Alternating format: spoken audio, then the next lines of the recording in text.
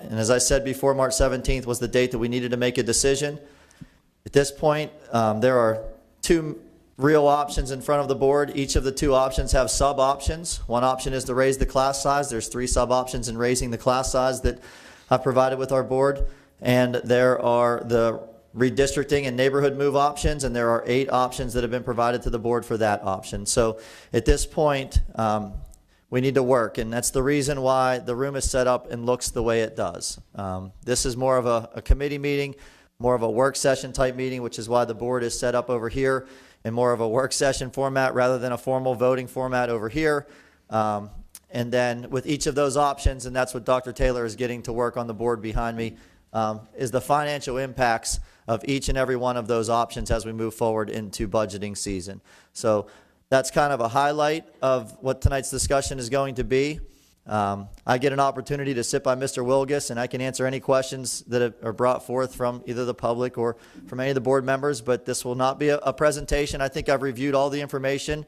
I've gone over the numbers, the charts, the maps, the spreadsheets several times. So be happy to be here to answer any questions and help the board work as we begin to look for a solution to the problem.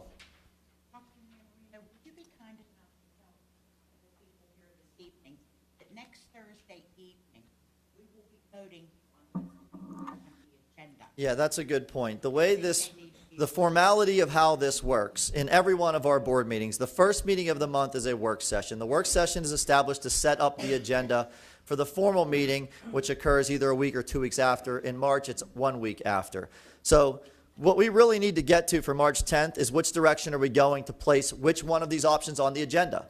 So March 10th is really the important date for the board to discuss which option. Is it going to be classroom increase option whatever?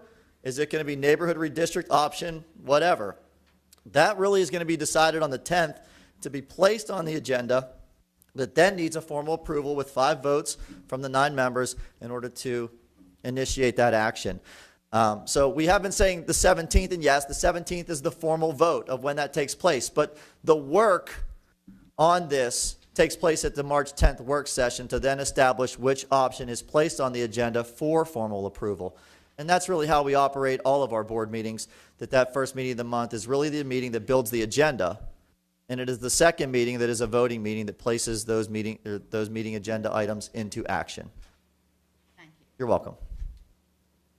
Okay. Mr. Yeomans? All right, thanks. Yeah, as Pat said, by the 10th, we're going to have be ready to vote to put something on the agenda for the 17th. So that means tonight, given the amount of options that we have on the board currently, tonight we are going to work towards getting closer to what we're going to be voting on the 10th. So this is in fact a work session. I'd just like to go back. It was about a year ago that we began this process by hiring Shelby Stuman, the demographer that's worked for the district more than once in the past. I'm not sure how many times, but and has done a good job for us in trying to as Pat puts it, predict people that aren't on the planet yet, how many we're going to get, and where they're going to be. And he's done a fairly good job over the years. So we retained him last year about this time. He completed his work a little bit later than he probably should have, or later than he said he would, which delayed us a little bit through the summer. But then when we did get his information back, that's when we held our first of the town halls to review his projections and his numbers. And then from that point, we began developing numerous potential scenarios for how to move forward. And this has been a very, I would say, and I don't think anybody could disagree, it's been a very fluid and a very open process, extremely transparent, with numerous opportunities for public input, not only at formal events like the town halls and the meetings we've held at the schools, but we've also received numerous letters, petitions from the public. I've gotten, stopped countless times at the ball field, at music events at the schools to talk to people about it. So And just to show, how fluid it was, we had actually taken over the past few months, we have tried to narrow down our thinking on this, and we really left no stone unturned. But we did take some actions to look at some options and decide that we didn't think they were the right options, and those included moving the 6th grade to the Hilltop, reopening Seville Elementary, and most recently, we decided not to pursue the idea of adding temporary and/or permanent space to Ross and McIntyre. But then, just as we thought we were really honing in on our options, Superintendent Manarino discovered that there could be another option on the table if we decided to take a look at class size. And he asked me, he said, should we bring this, to the fore to be discussed? And I said, well, of course. I mean, we said when this process started that we would leave no stone unturned. So as we were getting closer to narrowing options, we decided to put another option on the table. So at the end of whatever we decide to do over these next couple meetings, there's no doubt that some people are going to be pleased and some people are going to be displeased with whatever the final outcome is going to be. But I don't think that anybody's going to be able to quibble with how the process was run and the opportunity for people to see exactly what we were thinking and what was happening at any point along, and have a chance to put their input into the process. So with that, I think I'd like to just sort of frame up some of the numbers that we're dealing with that can help guide our discussion as we move forward tonight, and then we're gonna give people that came here a chance to speak before we get down into our discussions among the board. Sure.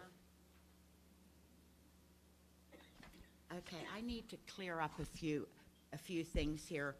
I believe there are some individuals in the district that believe I shouldn't be entitled to vote on this because I have a grandson. This is wrong. I do have a grandson that would be affected by redistricting. I have a daughter who's a first grade teacher but will be affected by increasing the classroom size. So therefore, I am a non-winner on anything, and I will never ever vote just because it's my grandson or my daughter. I take this very seriously, and I will vote what I believe is best for the students of the North Hills School District. And I believe everybody here will. I've been to every meeting, PTO, town hall meetings that we've had in regard to this, and I've also read every letter that was sent to us, and I took them all very seriously and thought about them long and hard, the pros and cons, what the people's concerns are. And I can understand a lot of them. We're just not we're affecting not just our students, but like the Boy Scouts. They have to find, if we redistrict, they're going to have to find some place else to meet. Things like that you don't even think of. Two issues I'd like to bring up. One, I would like to see that on the 10th, instead of limiting us to one option to vote, we put two up there to vote on for the 17th. And also, I would like everybody to seriously consider thinking of this. Going through all these figures, going through all these numbers, I believe eventually we have to do both. We have to redistrict and we have to increase class size. To me, if we increase class size for 1 year, maybe we could squeeze 2 years and then redistrict. We would have a redistricting committee immediately, that therefore the parents, the district, have a year to put everything in place. We are really limited time-wise here for redistricting for the PTAs, for the administration, for the elementary schools to get everything in place. To me, I believe that would be a fair way of doing it, and it would be also shown is cost savings for this year's budget.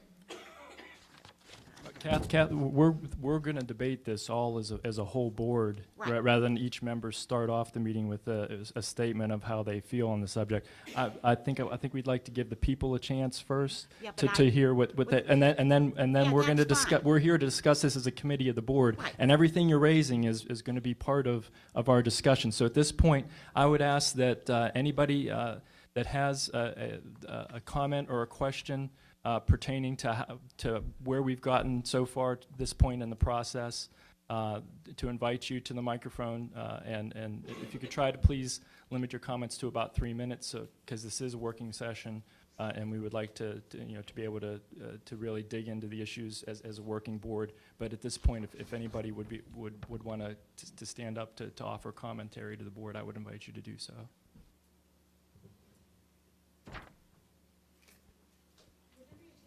Could you go to the? Would there be a chance to comment after your discussion? Could we ask questions or offer comments after we hear what you discussed? Yeah, I think that would be appropriate, sure.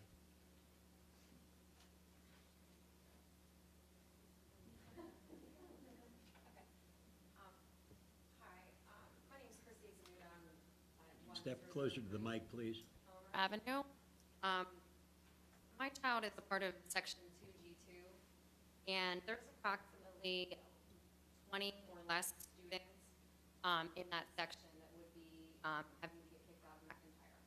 And they're the only students out of 570 kids that would be leaving McIntyre. I don't believe that that's going to create the space that is needed. 20 kids leaving a school is not going to create the space that you said that there's overcrowding. We're not even at capacity yet, and we're going to kick these kids out.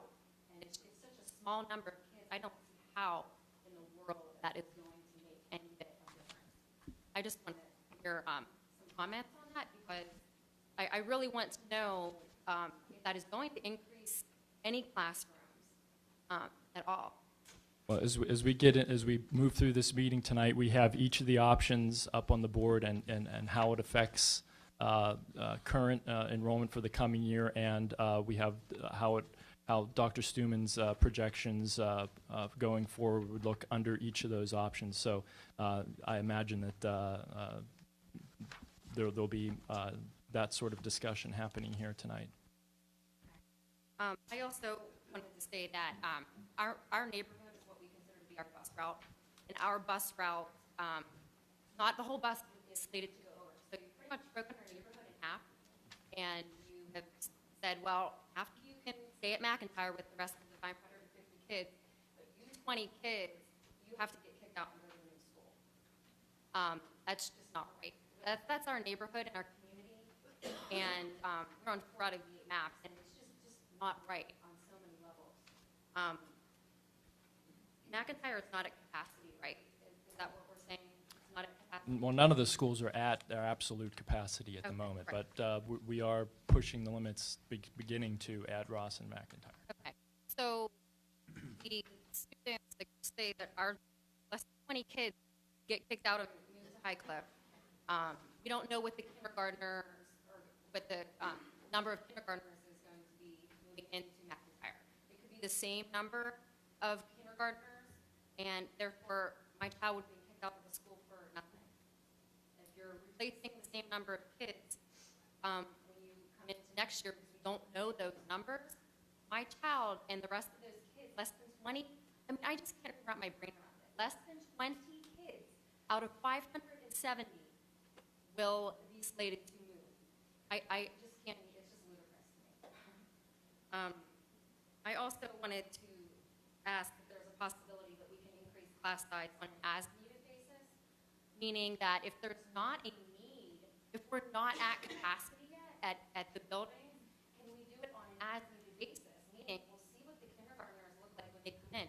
If the number is about the same, then we don't need to do anything. But if it needs to be adjusted, we can do it on an as-needed basis. Is that a possibility? Rather than, mess with kindergarten, first, second, and third grade, maybe we just need to do it for kindergarten.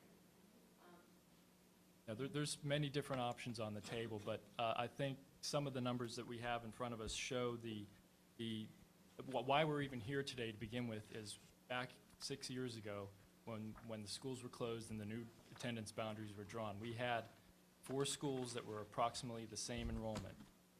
Over that time, the enrollment balance has gotten worse, and I have not, well, I think it's right on the board.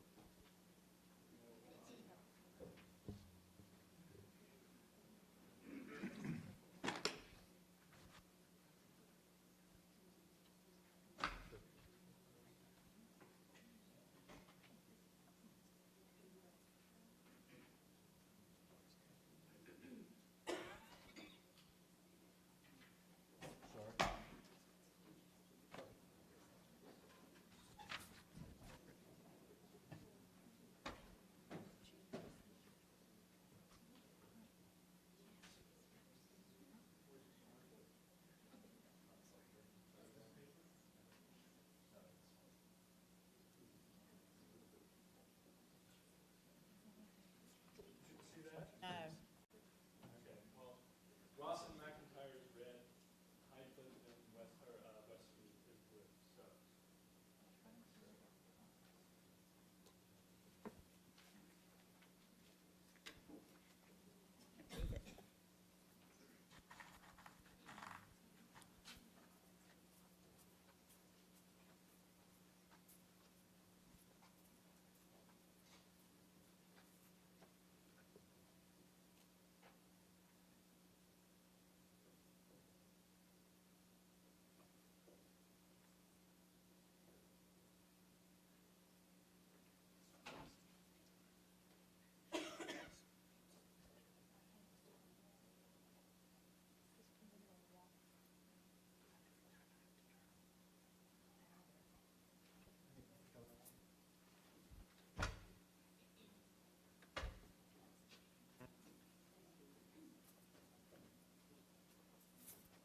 Combined.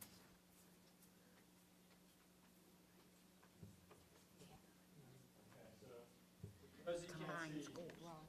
these are current Right. combined enrollment numbers for Ross and McIntyre and Highcliffe and Westview and K through 4. So what you have is kindergarten 185 versus 138. Where's he getting these from? That's a 47 student differential. First grade 200, 144. It's a 56 student differential plus to Ross and McIntyre. Second grade is a 177, 157. So that's 20. 182, 162, also 20. And 175, 137, which is 38. So what this shows is, in the most recent 4 of the 6 years since the elementary lines were redrawn, you can see why the imbalance has happened. The kids that entered kindergarten 5 years ago that are now in 4th grade, there are 38 more in Ross and McIntyre than there were in Highcliffe and Westview. Kids now in 3rd grade, there are 20 more. Kids now more in 2nd grade, also 20 more. Now you see the pattern that Shelby Stuman predicted to continue into the future. It's increasing. The kids that are now in 1st grade that entered last year in kindergarten, and kids that are in kindergarten now, 56 and 47. The differentials are widening. So just in the past 2 years, more than 100 more kids have entered Ross and McIntyre than have entered Highcliffe and Westview. And over the combined past 5 years, the numbers went plus 181. So 181 in total over the past 5 years. That's how the populations have diverged.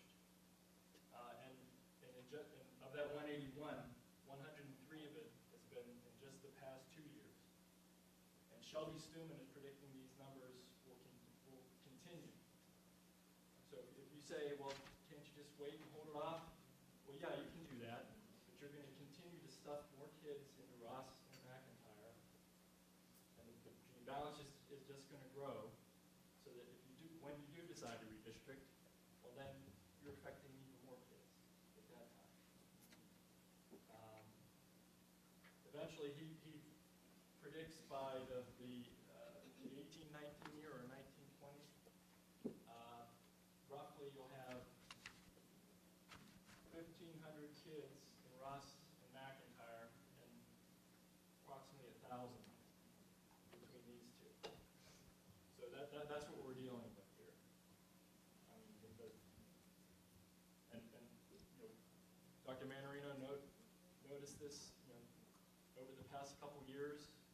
When I joined the board and was nominated for the Community and Intergovernmental Affairs Committee, he said, well, this is something you're going to probably have to be dealing with over the next 2 years, and that's why we're here today. So, anybody have any questions on any of these numbers? Is there any board members? As far as the demographics go, Shelby Stuman back in that Cambridge area, but we're not 100% on that. I mean, we really do not know, looking into the future. McIntyre not to grow as big as it did. Now, my concern too is Westview, the Highland Estates. Personally, with the homes, I think that Westview could get overwhelmed with students there, which means looking into the future, we may have to split that and put some of those homes at High Cliff and some at Westview. Some of these options on redistricting, we're taking Westview to the capacity, and that doesn't include Highland Estates. That's not true at this point, right? With the options here, But we can't add one It- additional room at Westview. and they're putting that on now, this summer. We're putting that on. They're putting it on this summer. That's going on. But on both 7 and 8, limits capacity for growth at High Cliff. High likelihood, High Cliff will exceed capacity. Requires construction of additional classroom at Westview. Well, that's fine, because they're in the process of doing that now. That's option 7. No, we're not, we Option haven't agreed 8. to do that. Pardon me? Westview's, right, now, for the purpose of our study, Westview is 27 classrooms. We have not Correct. put the additional classroom in these numbers at this point. I think they are, aren't they? No. There's 27 now. If we add that classroom this summer, that'll make 28. And we'll still be at capacity. I Well, mean, you'll we'll have be to look filled. and see which option it is and how many classes that Okay. option particularly is using. Some of them use 27, which would say that They you have would. one extra classroom. When option 8 limits the capacity for growth at McIntyre, limits capacity at Westview, and that will the construction of another classroom at Westview. That's also being addressed. But my concern is, why would we limit ourselves to capacity at Westview and High Cliff whenever these are the 2 schools that are going to grow? Depending, you know, with redistricting and also the Highland Estates coming in. I'm not sure I understand. You're Yeah. making it sound like with this option, we would put both schools at capacity. That's just, well, I'm reading it right from here, Ed. I didn't, that's what it says. I mean, I don't have the answer. I'm just going by I this. didn't take it that way, but maybe I missed, did I miss something there? Well, I think each option Pat laid out for us, I mean, there's no perfect option. Right. I mean, that's just a fact. There's no perfect option under class size, there's no perfect option under redistricting. Right. And unless we could have a crystal ball that tells us Right. what kids are going to move in, birth rates of the existing population, the birth decay retention rate, the parochial school enrollment rate. I mean, Shelby's done his best job by analyzing trends in all of those areas. And that's what we paid $17,000 for, is to get the best idea from the best expert we could find on where things will go generally. Will we know, you know, Johnny or Susie is going to live on X and Y street in 5 years when they're not even born yet? No, we don't know that, and we'll never have perfect I data. agree on that. But what we're here to do is to make the best decision with the best data that we have, and realizing that That's what it's not going to be perfect. Right, that's why I believe we need to do it in two parts. We need to address the issue with Ross being overcrowded this year. We have to address that issue. I believe, and I could be wrong, Mike Witherall isn't here.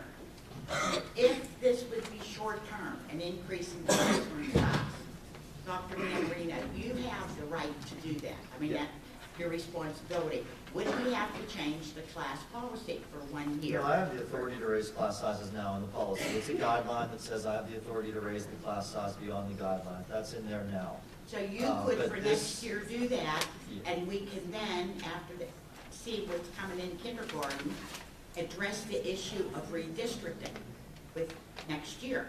Yeah, and then the next year we could do the same thing and just keep putting more kids in the Ross and McIntyre and say, well, really, let's just make the decision the following year. It's my opinion, and I think I'm the only one so far to come out and say where they stand on this issue. Right.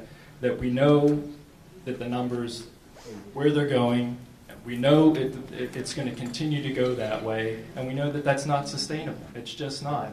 And if we keep kicking the can down the road, all we're going to do is affect more kids.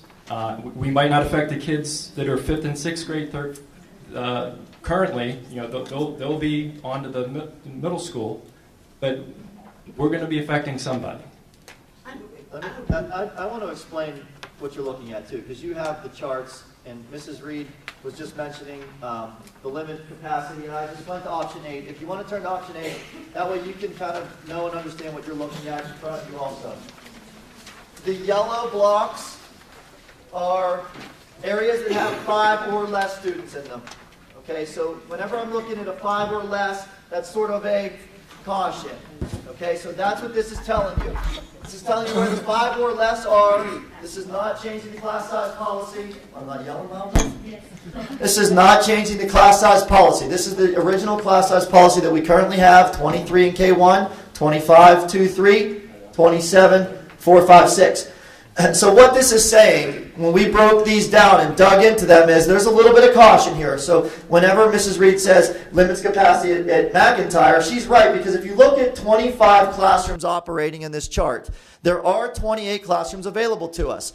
What this chart's telling you is there's a high likelihood that you're going to have to take all 3 of those classrooms because you have 2 seats, and 1 seat in those yellow boxes. Will that happen? I don't know. But the potential's there. But what it also would do for you, if that were the case, it would create large numbers available to you in those class bands also. So you would have smaller class sizes because you would go up 1 section, which would then have more chairs in that specific classroom than what it has in this chart. The part where it's really concerning is whenever you have something like Westview has 0 rooms available. That's why the yellow block is here. This chart is using 27 of 27 classrooms. That's the caution in this particular map with Westview.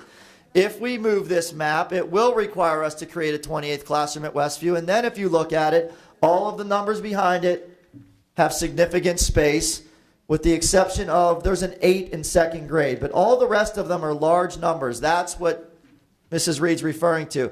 I wanted to go through and kind of highlight the caution on each one of these maps, and Mr. Yeomans even said it. Look, there's not a perfect solution for a number, and there's so many variables, we're never going to find a perfect solution. That's the unfortunate part about this. Students moving in, students moving out, not knowing how many kindergarten students we have coming to us. There's a number of different variables. Students that choose to go to private parochial schools, cyber schools, all of those things factor into variables that we can't control, and we don't know what they are. There's no way for us to know what they are. So when you're looking at the papers that you have in front of you, that's what they're saying. It has a yellow box if there's 5 or less seats available in that grade band.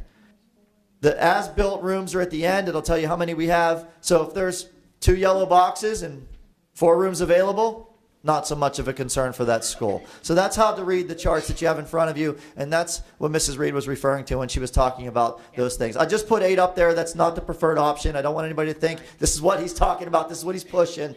That's just the one that she mentioned, so I figured we threw that up there to explain it. And this is where I have a difficult time, is for some of these redistricting plans to take these schools to their capacity. And we'll be taking, like I said, 20 students from one neighborhood, and they're all small. You know, it's not like closing a building and you're taking big communities.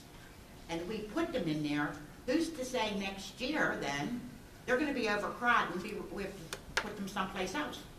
I think we need to look to the future. That's my concern. I think by hiring Shelby Steuben, we got the information to look to the future. We are looking to the future the way we've laid this out. Now, as far as Westview and Highland Estates are concerned, Mr. Hall, did you come up with some numbers on what the effect would be on the Highland Estates? Yes, I did, and they're consistent with what, Pardon me? yes, I did, and they're consistent with what Dr. Stewart came up with. They are, okay, so two great minds agreeing on a number. Is it true? We can go that far now. Maybe someone in the audience knows the answer. Is it true, as of today, the homes, not the townhouses, the houses, that they've sold 10 and there's 12 students? There'll be 12 kids in there? Does anybody know? That's what somebody told me. What'd you say? I didn't hear what you said. 10 homes have been sold in the houses, not the townhouses, the big homes. And as of that, we'll have 12 students. I don't know their ages or what grade level they'd be going in. But I truly believe, I have no proof, nobody does, because we don't know the answer, how many are having children, that we're going to have more children in those homes that are going to Westview, that we're going to take the capacity. And there's a possibility down the road, the houses, not the townhouses, we may have to look at putting some of those students at Highcliffe if Westview can't accommodate. And I don't want to see kids having to be moved numerous times, especially when we're talking small numbers. Did you have something around? Not right now. Well, and that's true. You're right, Kathy. Yeah, We don't know the future. We don't know what we're going to get from Highland, and that's why of the redistricting options that are on the table, I'm personally in favor of the ones that move fewer kids to Westview, just for myself. But the flip side of that, when you talk about the class size option, the flip side of what you just said about putting too many kids in Westview. If you look at at option 3 under class size, what you will see is that it shows that, and mind you, regardless of what happens here, we're contemplating putting a 28th room in Westview. Right, that'll be done over the So, summer. in this projection, if we raise class sizes, every section in every grade at Westview will run 3 sections. So what you will have is K through 6, so that's 7 grades running 3 sections. So you'll have, in Westview, you'll have 28 rooms available, and you're going to run 21 sections.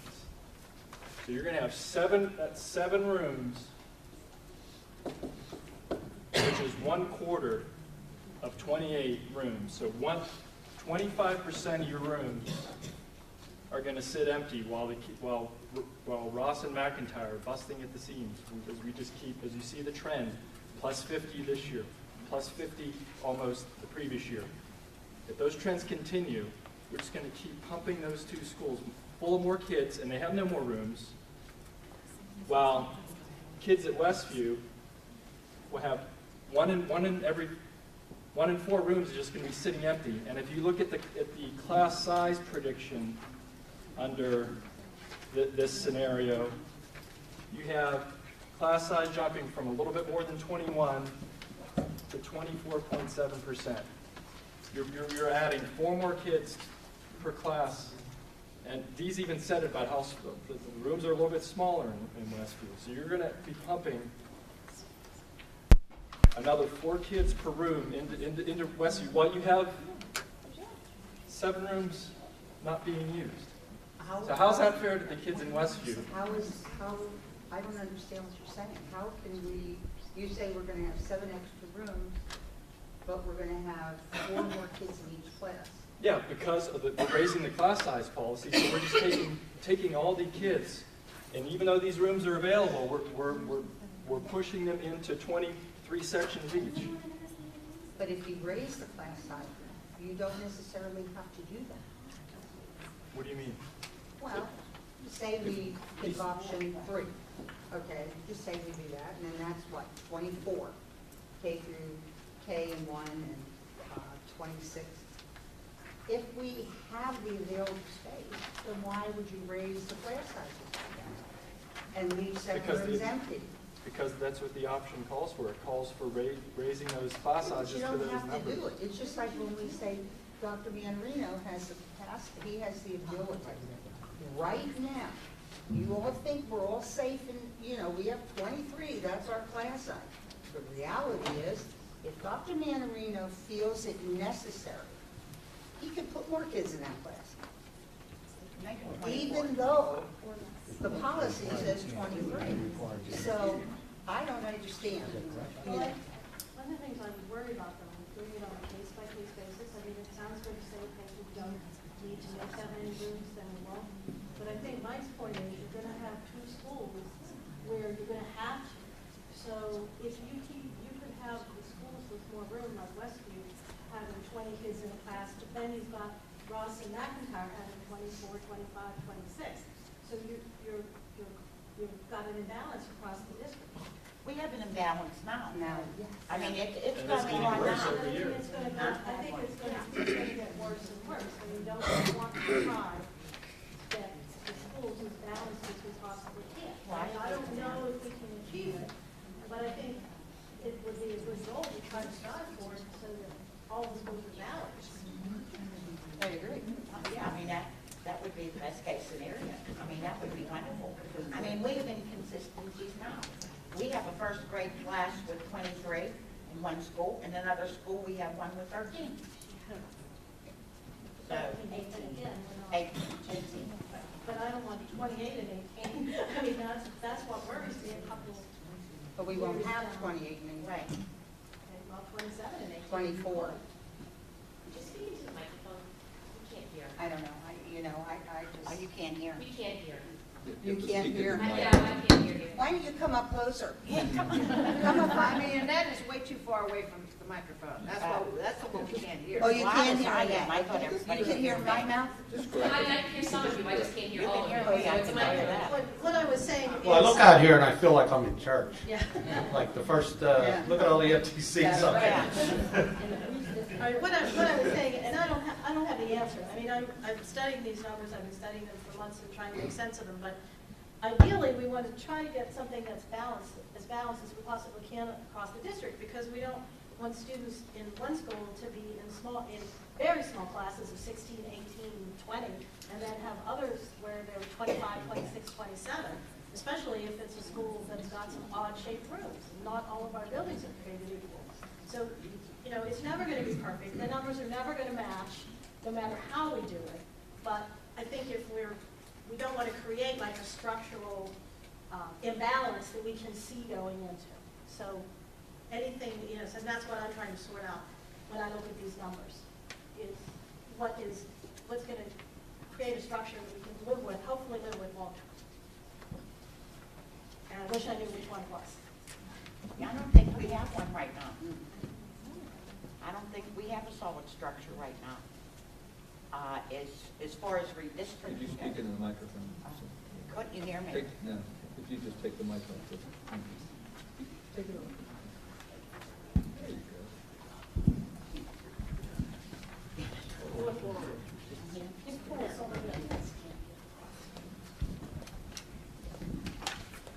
Thank you. I forget what I was saying now. We have that now. But What are we talking about? Huh? We don't have the. Oh, yeah, I believe we don't have the perfect plan right now. And we never will. Well, I think we can strive for it. Well, I think we I are. think, huh? I think we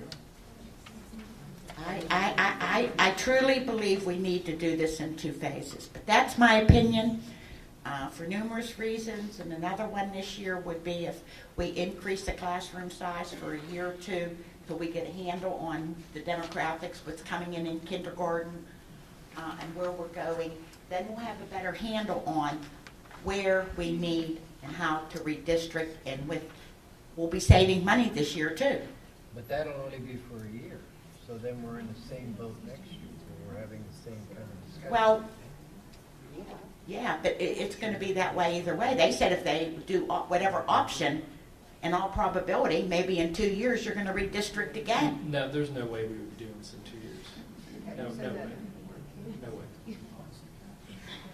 Even with Highland Estates not knowing and putting Westview up that high. Highland Estates is a 10-year build-out. I was going to use a 6-year build. What is it? Yeah, Cemetery Lane.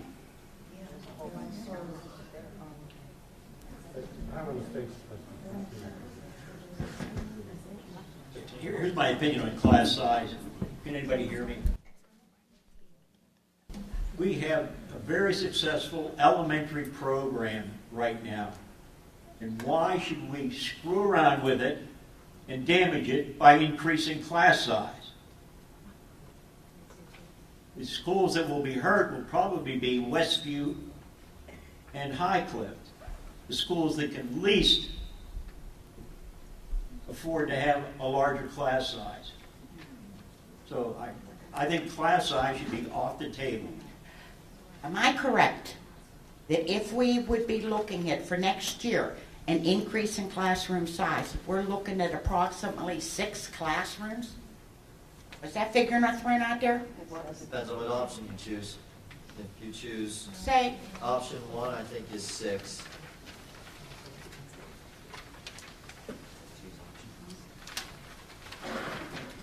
Option 1 is 6.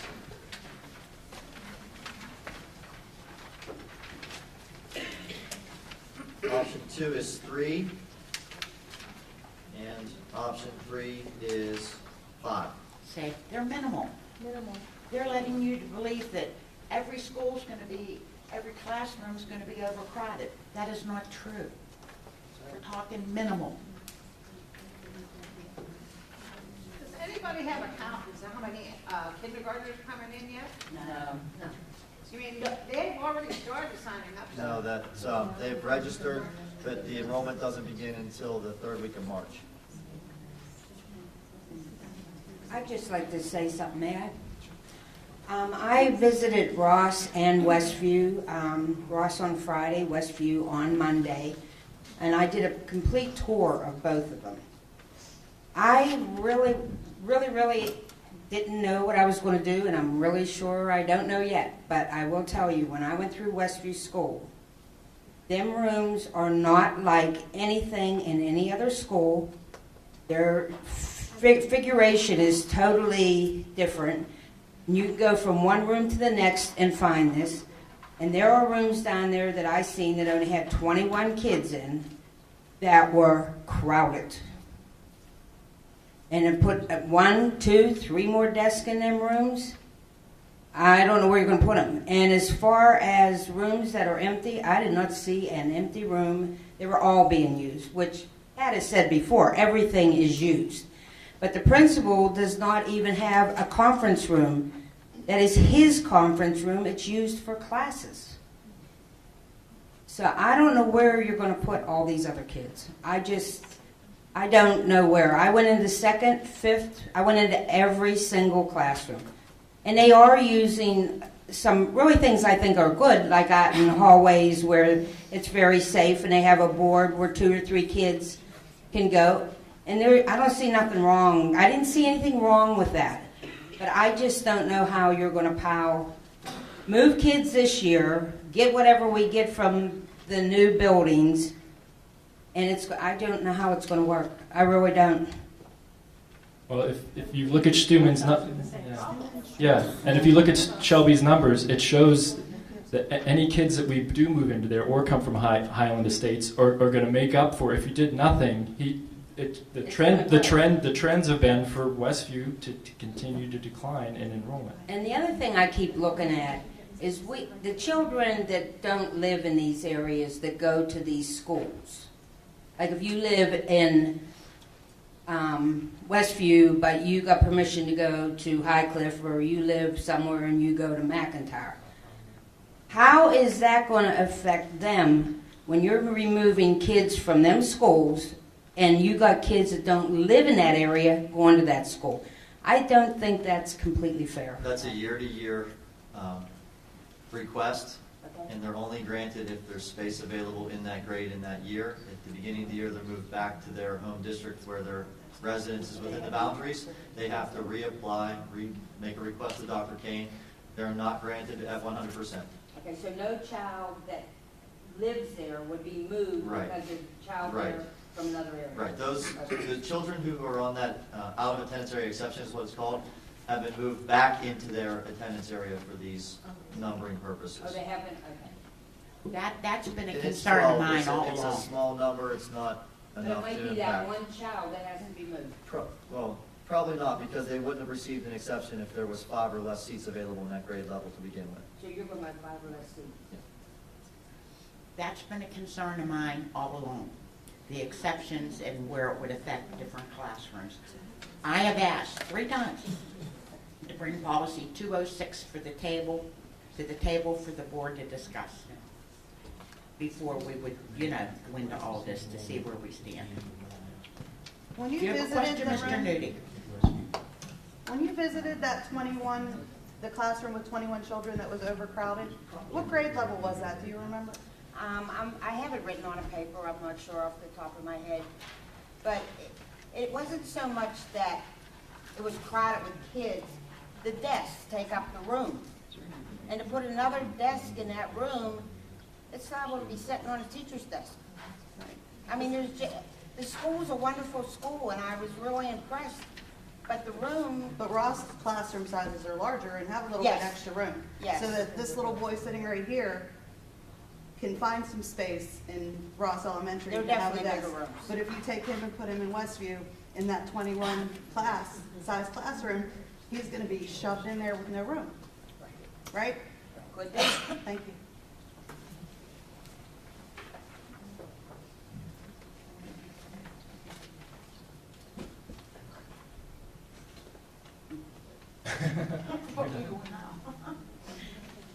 So at this point, I think it might be appropriate to see if we can get a general sense of where we're headed. So I would ask for a poll of the 9 of us, not on any individual option, but just on the 2 larger options of moving forward with increasing a class size or pursuing a redistricting.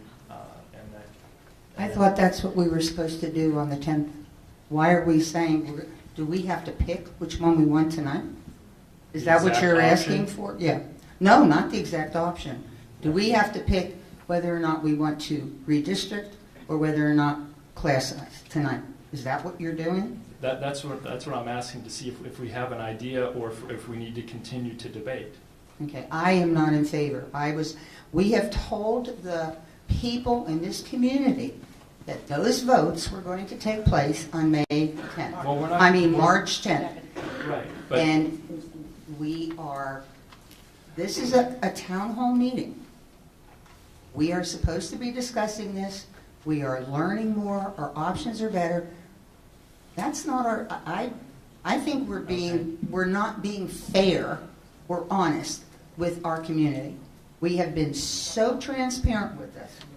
And I too have come to every meeting and have studied this and have lost sleep over it. But I think this is wrong. Well, what I'm asking for is just if we can get it out on the table where people stand, and I think the community would appreciate that. Right now, I'm the only one that's out there saying where I stand. So I don't see how people would not appreciate knowing before we go into March 10th where people are at least leaning in their minds for this at this time. I would like another suggestion that maybe is a compromise between the two of those. Okay. If the goal is to try to put the best one or two of the redistricting options and the best one of the class size options, Okay. so that we can debate against them. What if we went through like all of the 11 options with the goal of trying to eliminate at least a couple in each category that seem unworkable at this point in time? Yeah. Because maybe then That's reasonable. we can have, with fewer on the table, then we can start looking at the Yeah. pros and cons. And when I say best, I mean, I hope everybody understands, I don't like any of these.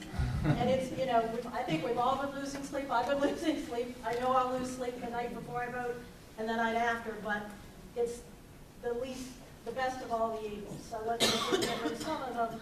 That's a good, I think that's a good compromise. And I'm willing relative to that. Well, all I wanted to do, Arlene, was I didn't want to go into March 10th with us being at the exact same place we're at tonight, because then that would be a disservice to the community, I think, as well. And by doing it this way, we can at least get just as we've been doing with like eliminating the 6th grade to the hilltop and the other options, as long as we can keep the train moving forward. And we will be discussing taking this down to 2 options this evening. Well, I don't know how many. Is but- that- Let's see how many. Let's see how many we get rid of. Let's see how many we can agree that don't make sense for one reason or another. Okay, and I also would like to, again, reiterate, put on the table that we look at classroom size increase for 1 year and then the redistricting, where everybody has a year to get ready for it, and the buildings and PTAs and PTOs can all plan for I it. think we're limiting ourselves by saying 1 year. Well, it could be 2 years, depending upon. So therefore, if we choose to raise class sizes, that enables us and the community, the PTAs, PTOs, parents, to get ready. My concern is the individual, and I can't remember their name, who came up and said, 20 children, 20, half on one side of the road. They can't hear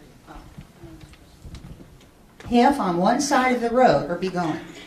Maybe in 2 years we have to redistrict more students. But guess what? We might take that whole neighborhood so that the whole group is going rather than just 20 students. That's just the So should we thought. just start going one by one then? Wait, are we speaking still, or is it going to the map? Mike, did you want to let them Sorry. still? Sorry. I just wanted to make one real quick comment. Could you say your name and address, please? Yes, my name is Abby Vaughn. I'm at 175 Clearview Avenue, which is in 6A, I believe. So in 7 of the 8 neighborhood redistricting options, my family will be redistricted into Westview. And I am actually coming from the perspective of I will have a child starting in kindergarten in the fall.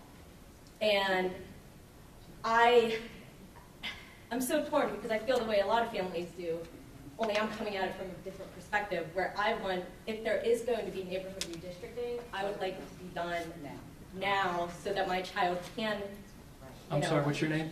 Abby. Abby, Gail. and that's just what I said before. We do it 2 years later. The parents that have kids in 5th and 6th grade next year, Exactly. they're fine with that. And But it's people like you that when the inevitable comes, when that day comes that we know it's coming, like when the Titanic was 2 football fields away from the iceberg, but there was no time to turn, you knew it was going to hit. Exactly. And I know I would probably feel if my child were already in school, I wouldn't want to do it, but Right. I'm just coming from the direction. And I'm speaking as a parent who was redistricted, so nobody's taking joy back when the schools were And I closed. do also- Nobody's taking. He was in 1st grade at the time. Nobody's up here, believe me, Oh, wants I to know. do I this. Wants not to do it. intend to apply that at all. I hope I didn't. And I also would prefer redistricting to increase class size. So, All right, well, let's start going through the options then. Excuse me, I know Mr. Yeoman always says he was a part of redistricting, and I know a lot of you think that we're old, and we are. But I want you to know that we experienced the same thing. So we saw our children, even though it wasn't last year, experience school closures, their schools were closed, the grades were changed, there was redistricting, so we all understand that it's a very difficult process. Now you can go on. I think Lou wanted to say. I'd like to make one comment as far as redistricting is concerned. Okay. I graduated from Westview High School in 1957. Okay. And since then, there have been 11 schools closed in this district. Every time a school was closed, that meant a redistricting. As a matter of fact, I was redistricted whenever I went to junior high school. I intended to be going to Westview Junior High School. I ended up going to Samuel Hamilton. It took me about 2 weeks and I finally adjusted, even though I spent a whole summer fretting over it. But that, I was 12 years old at the time. So redistricting is inevitable because the population changes. So we've had people want a comprehensive long-term plan. There isn't one. Probably longer than 7 years. So that's all I have to say. How would we like to review each of these options? Can we begin with raise the class size, because that's where I'd like to comment, just leave it on. It is. Amanda, if you could go to the raise the class size option 1. Let me just review these real quick, and then I'll turn it over to you. 1 is extremely aggressive. It honestly raises class sizes beyond what I'm comfortable as a superintendent. It is the most financially positive impact. It decreases our expenses by more than any of the other options, but it is aggressive. And so it's one that when you look at those, if we're going to line them up 1, 2, 3, I'd put it at 3. Based upon its impact on students and student achievement, you want to base it on finances, it's obviously number 1 because it decreased our expenses the most. But it's one that I have the most concern about because I feel it makes kindergarten and first grade too large. But it works. And I'm back to where I was the first day I came to you with this. And it's, can we do this? Yes. Should we do this? My opinion on this is no. If you choose to raise class size, I would not recommend you choose this one because it is extremely aggressive. And it makes the classes larger than what I'm really comfortable with. So that's my opinion on 1. My opinion on 2 is the opposite. It's number 2 on the list. It doesn't give us relief enough. If we're going to raise the class size, we need to create a situation where it's going to provide us with enough relief. This doesn't do it. This only helps you in 3rd grade. And let me further add, I think, I looked at these. You're showing in these options 3 sections in kindergarten at Highcliffe and Westview, correct? Yes, because with the raise the class size, I kept the demographics the same, and the tradition, and the history has been 3 kindergartens at those 2 schools. But so the limit with 3 sections would be 72 in this option. But when you look at Westview and Highcliffe, grade 2 is 77. Grade 3 is 75, grade 4 is 78. Is it not very possible that we would exceed that? It is. It's very possible we'd go to 4 and drop that number. Same thing with Highcliffe. Mm-hmm. So in reality, that's 150,000 in projected savings in this option that very, very likely could not materialize.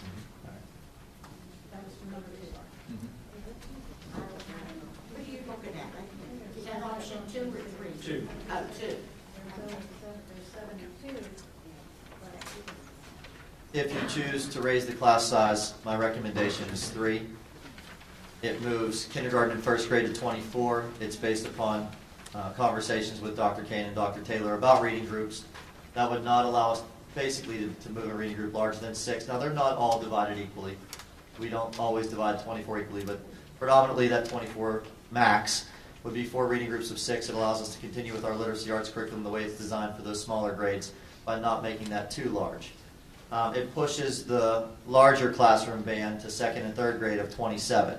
And that's where you capture the ability to have reduced sections. It would reduce our staff by 5, then it's not 5 furloughs, we have 6 vacancies right now. So that would be not replacing 5 of the 6 vacancies at the elementary school, and it results in a $375,000 reduction in expense. With that So- same caution on kindergarten. Yes, same caution on kindergarten, absolutely, because there's 3 in both of those. So that's my opinion, looking at these academically, since we are talking about class size. I know I built them and put them in front of you, and if I would rank them, it would be 3, 2, 1. Well, if our superintendent is saying that he's not academically recommending class size 1 and 2, option 1 and 2, then could we agree to just take them off the table right now? And if we want to keep one, as we've said, we want to keep one class size and be redistricting on sheet number 3, since that's the only one the superintendent's comfortable with? Any objection to that? Works for me. Works for me. I agree. We're all in agreement. Wow. You sure? You want to rethink this, Kathy? I'll give you a Yeah, rethink. I agree. I wouldn't tear anything up in it, because as many times as we've gone back and forth on, So, it just felt good. So class size option 3 will be kept on the top. Okay. all right, well then let's, want to go 1 through 8 on the redistricting options? Before you go through the options, could I, and I don't need a microphone, I speak for a living. It would be of interest to me, and maybe only me as a constituent, as you go through these neighborhood options, if anyone has a child or a grandchild on the board that would be impacted or is on some of these maps, I think me personally would be interested in hearing that. Okay, on the board currently only myself and Joe, I think, have kids in the district, right? I have a grandson. And we have both have 7th graders, and then I have a 5th grader that will be in 6th grade next year, and she is affected by some of the options. Which one? But not redistricting. The ones that affect Wallingford. I divorced from her mother. We share custody. She lives in Wallingford, so she goes to Highcliffe. Yeah. Correct. Yeah, she wouldn't move under any. Right. It would make it easier for her mother to put her on the bus if Wallingford moved to Okay, so which options? to Highcliffe. Which options impact Wallingford? I don't know which one. 4, 6, and 7. 4, 6, 7. Okay, that's helpful. Thank you.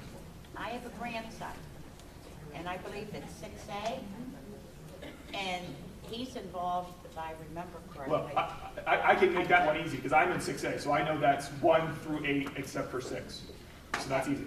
And, right, and it's hard, you know. And Actually, no, it's more of the word was said, transparency, and I think that whether or not, wherever we go, that makes transparency something that's important. Okay. I have, just for the record, I have one child, he graduated in 2015, he's a freshman in college. Okay. So we're looking now at option 1. Does everybody have option 1 in front of them? So option 1 moves 1, 2, 3, 4, 5 neighborhoods in the southern quadrant of the township. Blue shade is Westview, so those would move from Ross to Westview. And 2 neighborhoods, 1H and 2G2, in this option move from McIntyre to Highcliffe, affecting, is this one, I think this is 120 children, although that's currently enrolled, so there's some 6th graders in there that would be going to 7th grade next year, so approximately 100 children. This option 1 impacts 100 children. Roughly, yeah. Okay. And can we make sure that we understand when we're using, thank you, when we're using the term that it limits capacity in any of the particular schools, that we're all on the same page with what that means, limit capacity? We're looking at a specific number there? Or is that just a general term that we're using? I guess provides less relief to McIntyre or Ross or any of the schools. But the numbers would actually vary. Yeah, and it would from year to year. Good. Thank you. What I try to look at when I look at these charts, I try not to focus too much on 5th and 6th grades because they're going to be moving out over the next couple years. I try to look at the early grades to see what the existing numbers are and how far below they are. The magic number for me is 108. 108 it was when the kids move into 4th grade through 6th grade, when you have 27 kids per class is our limit, and you have 4 sections. That's 108. So, and what I try to do is avoid 5s. As Pat said, 5s are bad, 3s are good, 4s we can handle. If every section was a 4 in every school, we're good. So, Fours, you're looking at the number of sections. number of sections, right? Yeah, there's 28 rooms in McIntyre and Highcliffe. There's 27 at Westview. So there's 7 grades, K6. And when you're running 4 sections, you're running the building. You'll be able to run the building at that capacity. When you have a 5 in each of those buildings, there has to be a 3 somewhere on the map in order for you to be able to withstand that grade level. When you go to Ross has 31 rooms. They can take 3 5s. So that's how that whole thing works. You're really looking at the number of classrooms being utilized in each of the options, and that's where, Tom, those cautions come in. When it says limits capacity, on the one that we're looking at, it actually says limits capacity at McIntyre. We're back to where we were whenever I used option 8 as an example for Mrs. Reed. McIntyre has 3 areas with a 2 in 2nd grade, a 2 in 3rd grade, and a 1 in 5th grade with seats available in those grade bands. There's a likelihood that we could get students to move into those, which would require us to use each of those 3 classrooms. But if that happens, you would have healthy numbers in all of your classes from there. So although it says limits capacity, it only limits it if we get 5 kindergartens that come in. That's where the unknown is, and I continue to say I don't know. I can't tell you how many kindergarten students are coming. I can't predict it. There's nothing that we have that can predict it for us. But if we are in this situation at McIntyre and we choose option 1 and we have to go to those 3 yellow areas to increase that class to the next section, and 5 kindergartens come into McIntyre, we do not have room for them. So that's the caution, and that's what that caution means in this map. Same thing's true with the caution at Westview. There is 1 seat remaining in 6th grade. There's a high likelihood we would need to use that seat, which would move us to 28 of 28 classrooms. Without really knowing and understanding what these boundary lines will do to kindergarten as we're moving the map to a new map, if 5 kindergartens end up at Westview, there's not room for them. So that's what those cautions are saying, and that's what those limits capacities statements mean. And personally for me, this option, any of the ones that move all those number 6 neighborhoods to Westview in a giant block, I don't like those options personally. Anybody else for option 1? On option 1, my problem with that is it moves a lot of transient neighborhoods into Westview. Transient neighborhoods generally don't have parents who are well working with their children along with the teachers.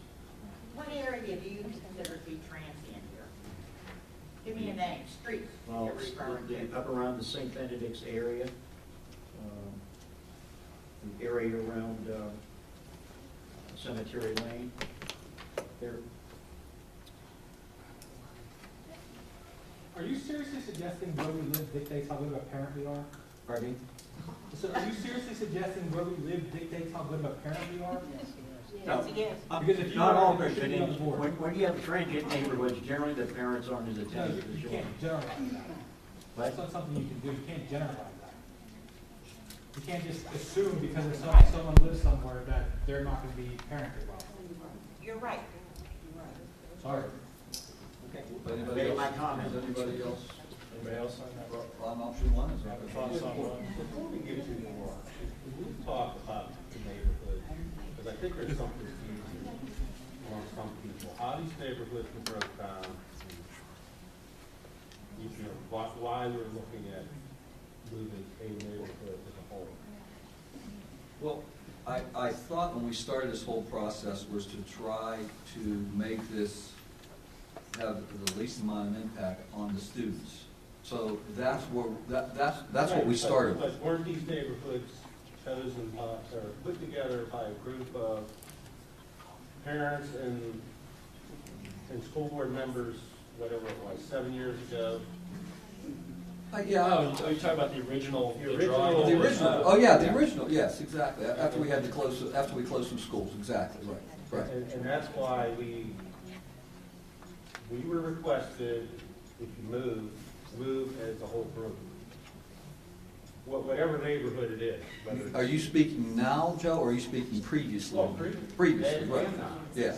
That whatever. Right. If it's you don't divide streets, you move section 2A, you move the whole section. If that's possible, what we were trying to do with all of these was have the least amount of impact in every option, say how. Right, we want the least amount of Right, impact, but right. it was requested that, wasn't it requested before, even 7 years ago, that you take the neighborhood as a whole? If you move. If that's. Well, any one of these groups. Any one of these groups on this map.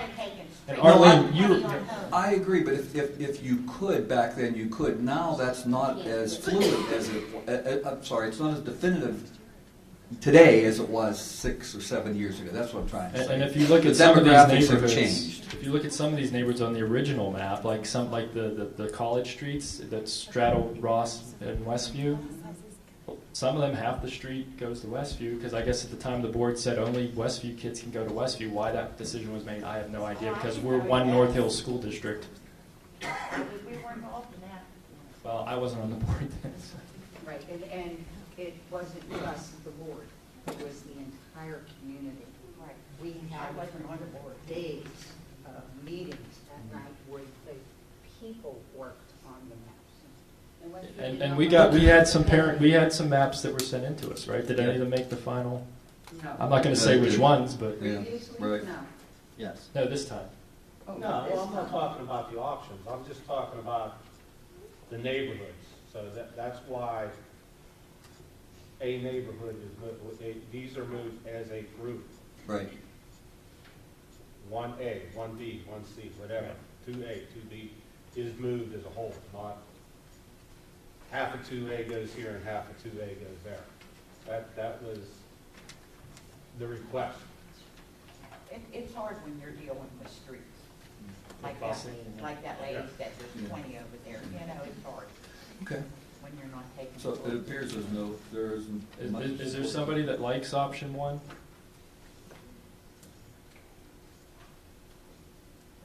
Okay. Going well?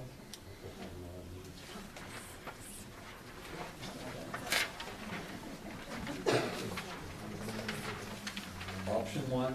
Option one at this point is off the table. Option two.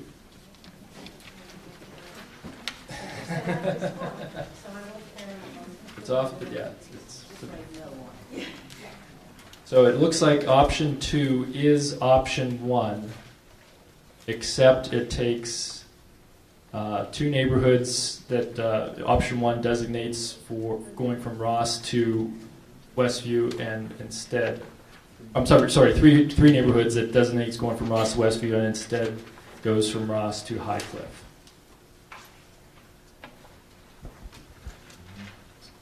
So the net result is fewer students to Westview.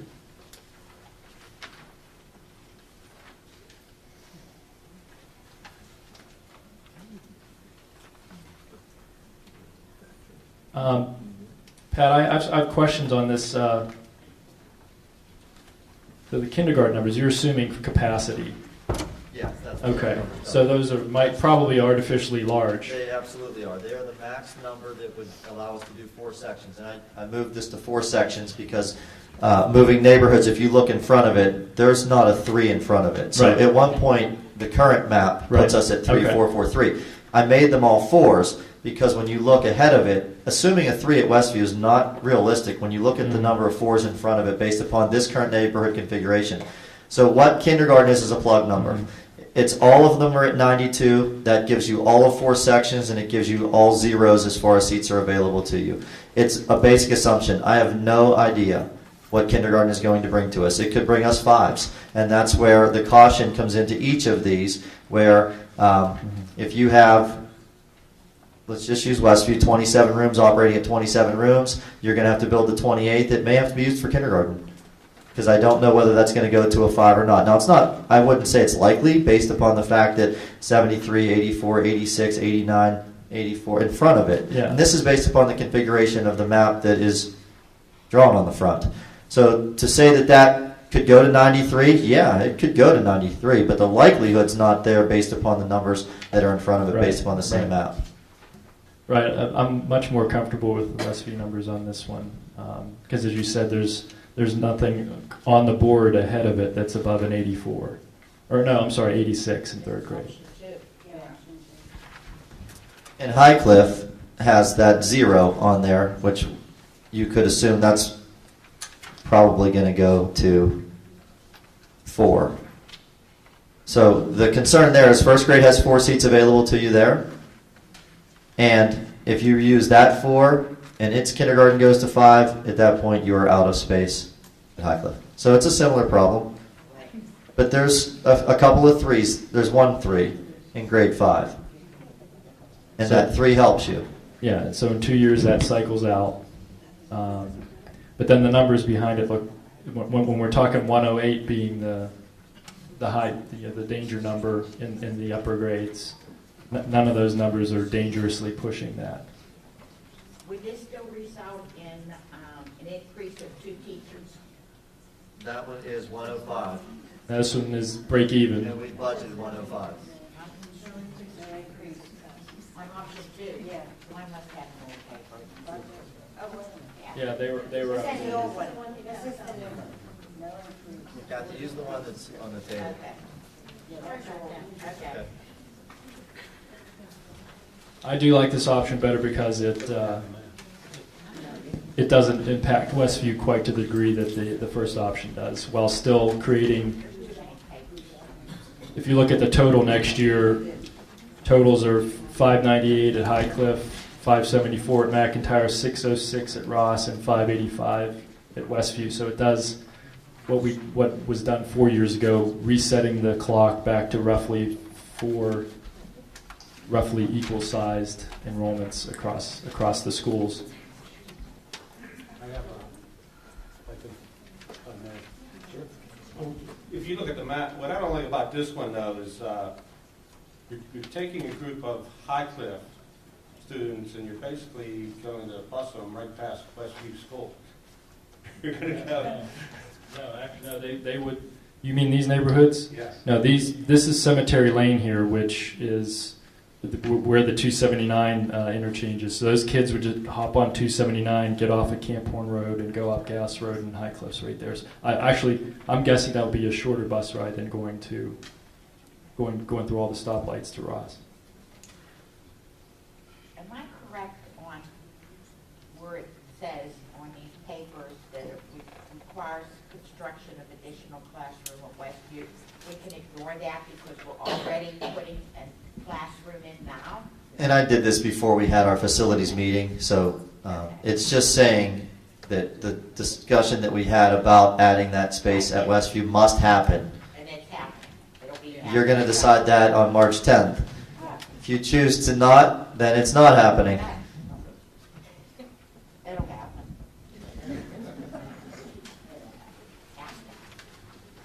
We have a question over here. Mr. Vesely. Lord, you got a name? No, I'm I'm Ed Vesely, by the way. Want to caution you guys on one thing that I've heard because of the way Pat put this spreadsheet together. You're making the assumption that all the kindergartens come in with 4 sectors, which I certainly understand, but one of the premises that we were talking about earlier in the discussion here was we don't want to be short-sighted. So I would ask Pat maybe to give you some data of how many over the last, since we redistricted, which is like 6 years ago, how many times we entered 5 sectors, maybe at Ross or McIntyre versus 4 at some other school, so that you guys have that information in front of you before you I get don't to think, has there been a 5 at any other building? It's as easy except as knowing Ross? that last year those kids are now in first grade, 2 years ago they're now in second grade, 3 years ago they're now in third grade. If you just follow the chart, you can see exactly what the enrollments look like. But let me caution you about that, because as you jump to second grade, the class size that you permitted is now larger, so you may have had a 5-sector in kindergarten and first grade. But if you can do the math, It's though, if you not- see how many kids are in second Well, grade. I just want to point out that, make sure you have all the facts. Okay, all right, thanks, Ed.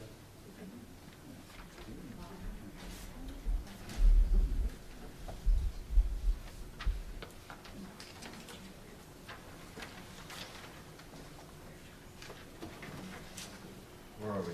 We're still looking at 2. Well, the 2 we looked at, 2 seems a little better than 1 because it's got a little more room. Just comparing the 2 we've looked at, just between 1 and 2, nobody was really enthusiastic about 1. 2 looks like it's a little bit better because it does give us a little bit more room.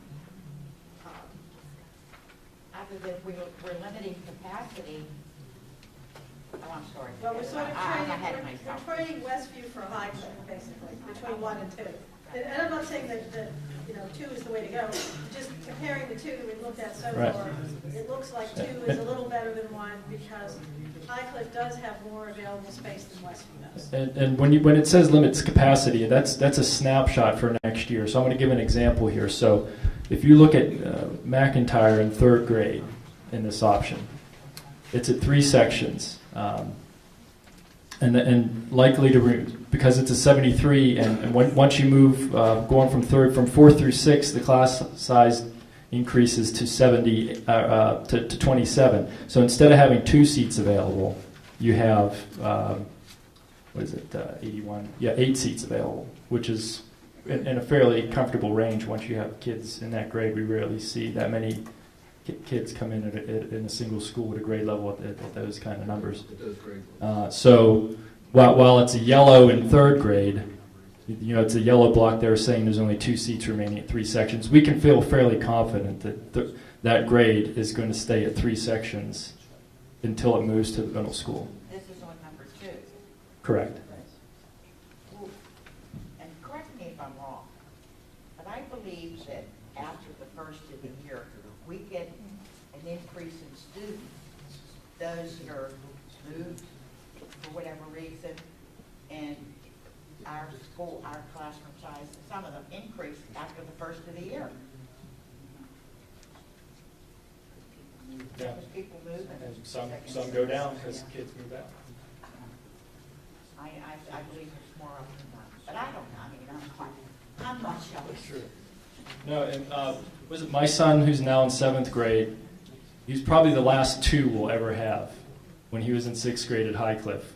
Amazingly, and Pat knows this, amazingly, we lost, 10 kids? 10 kids going from 5th grade to 6th grade at Highcliffe 2 years ago. Well, They moved out? moved out. They moved on. Unfortunately, one was the one who died. But so we had a 2-section 6th grade that year. It was at capacity. It was at 27 kids, but so it happens. So it's sounding like for now, at least we should keep 2 on the table. Yes, let's keep 2, we can always come back to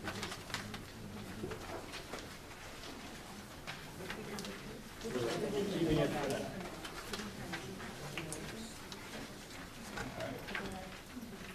So option 3.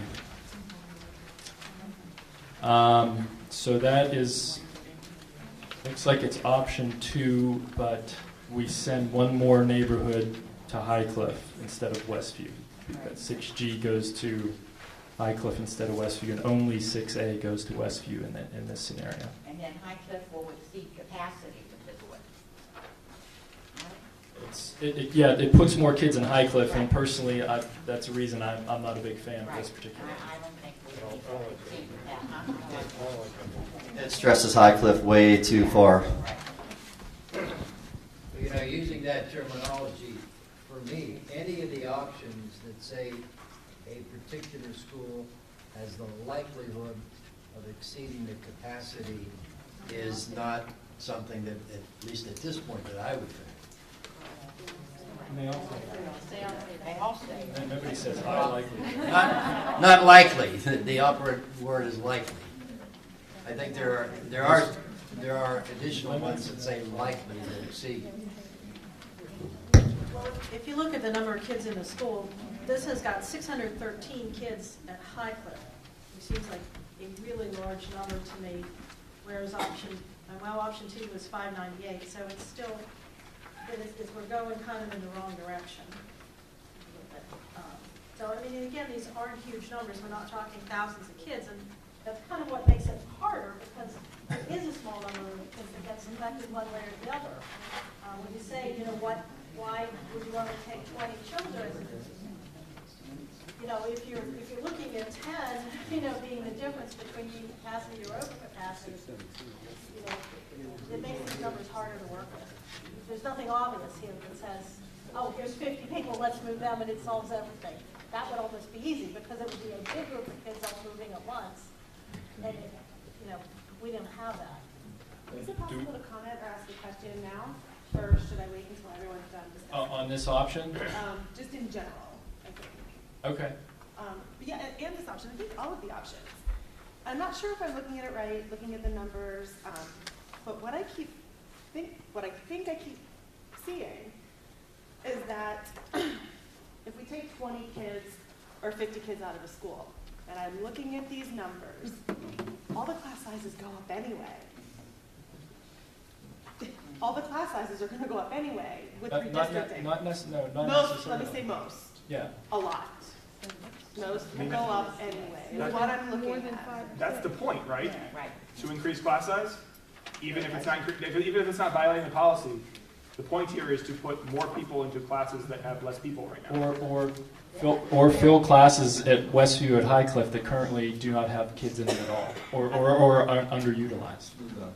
And smooth out the numbers, because as we started off the meeting showing, Ross and McIntyre, you cannot continue to put 50 more kids per year in those schools, more than are going into Highcliffe and Westview. It is not sustainable. I just wanted to make sure that I was clear in looking at these numbers, that I am right, though, in that even with redistricting, most classrooms will increase anyway. Yes. Some will, yes. Most. If you look at the numbers. I think if we did nothing, that would happen too, though. Sure. Right. Yes. It's the demographics. Right. I think it's right. Right. Classes are going to get bigger, so at a certain point, that's part of what we were saying is so kind of frustrating to be out of our control. We've had this population boom. We've got a great district and a great community, and people want to move here and send their kids to school.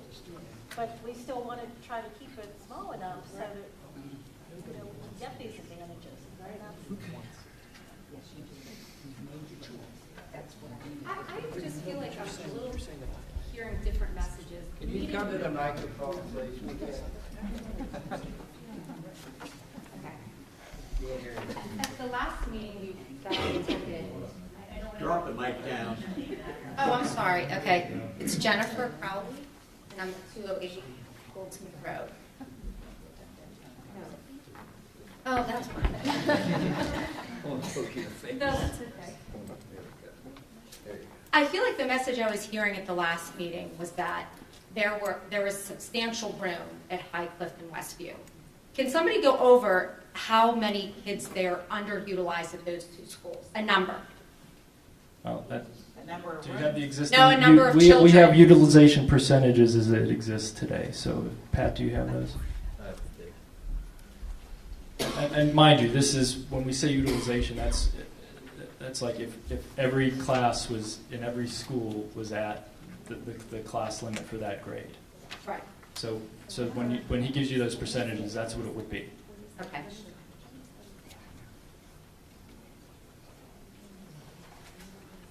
I might not have it in this folder. But I think she is right. Well, I'm sorry. I feel like the message at the last meeting was that we have an abundance of room in terms of hosting more children at Westview and Highcliff. Is that correct? Abundance might be a strong word, but the fact is we have 0 rooms at Ross going in the next year, and we do have rooms at Highcliff and Westview. Okay, compared to what's at Ross and McIntyre, correct, right. places to put children coming into the North Hill School District where there's none at Ross and McIntyre. Is that correct? Okay. So I guess that's my disconnect. I feel like the message I'm hearing tonight, and maybe I'm just not hearing it correctly, is that we have to be very cautious as to how many, there's so many options about the redistricting, but we have to be very cautious as to how many kids are going into Westview and Highcliff. And I understand we don't want to get to a point to where now we're reaching a level where we're going to outgrow those schools. If Shelby Stuman is right, relatively right, whatever we move into Highcliff and Westview, those schools will pretty much stay at relatively at those levels moving forward. Or decrease. Right, because the trend is that Westview and Highcliff kind of are decreasing. That's why we're here today, because Ross and McIntyre have been increasing while Highcliff has basically been treading water and Westview has been declining. Right. I just want to be sure, because that's certainly the message I was hearing at the last meeting, but this meeting, it sounds like everybody's kind of a little bit tiptoeing around, well, we have to be very careful, we only have so much room. I feel like I was pretty certain as to what there were in terms of how much extra room there were at the 2 schools compared to Ross and McIntyre. Now it sounds like it's, well, we have to be really careful because there's only so many rooms we can go into or so many, but the fact is that at Ross and McIntyre, there's 0 room. Correct? At Ross, we're approaching capacity. McIntyre is a little bit, but they're both, as I put the numbers on there earlier, they both continue to enroll significantly more children than Highcliff and Westview have. Okay, and that is a trend that That's a trend that's been occurring, as I showed, and it's a trend that our demographer says will continue. Okay.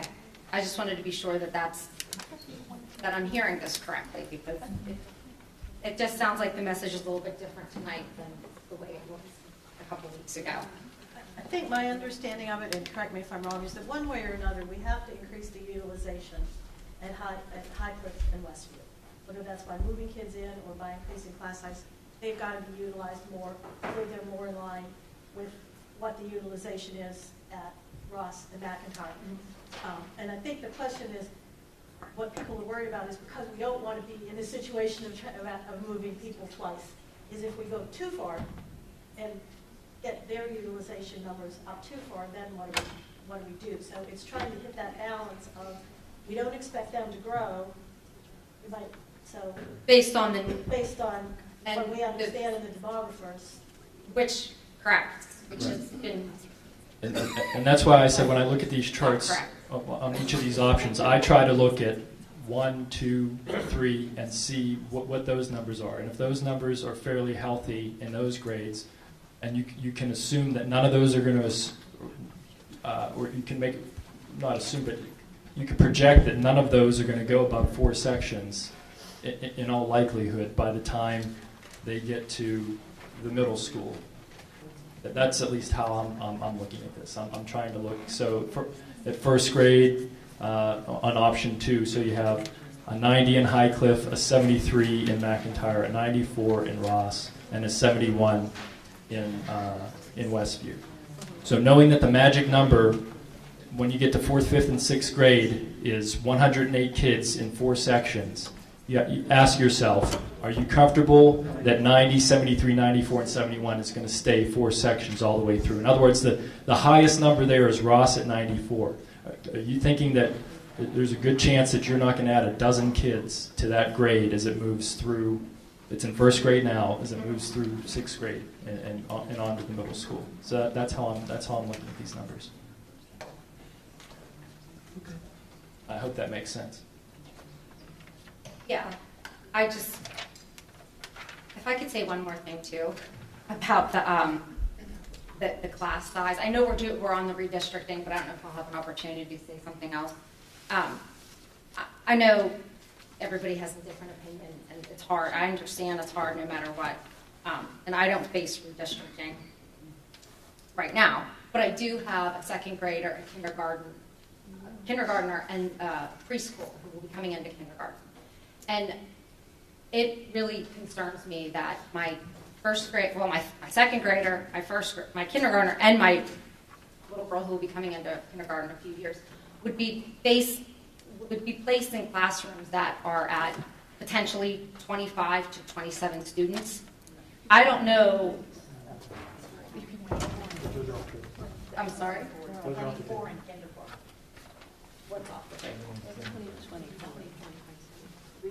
Well, option 3, what's option 3 in first and second grade? So you're saying that 24 is the highest in kindergarten, first and second? K1 and 27 in 2. Okay, so 27 children in a second grade classroom.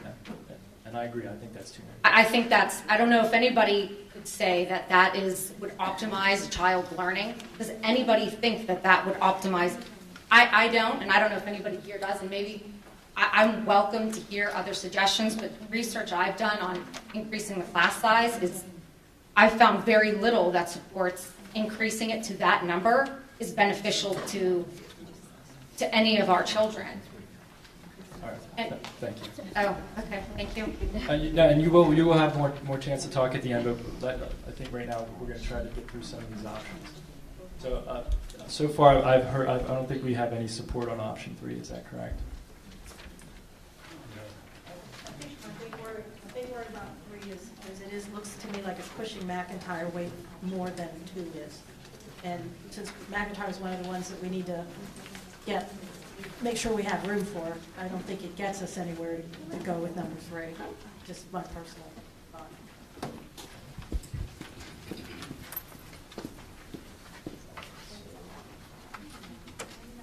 So on to option 4, which looks like it's option 1, except instead of from a perspective of the kids that would be affected in current Ross neighborhoods is the same as option 1.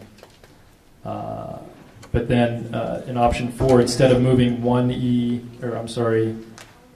and 2G2, instead of moving those, it would affect 1B and 1C, which are the Brookmead and Wallingford neighborhoods on Reese Run Road. And that affects more children in McIntyre. So I think this option affects 144 total, I think. Minus the kids that are in 6th grade now, so a little bit under that number, but it's more than in option 2. I don't like option 4 for numerous reasons. It limits capacity, it leaves little room for early grade growth at Westview due to the unknown growth of pilot estates and a projected decrease of 1 teacher.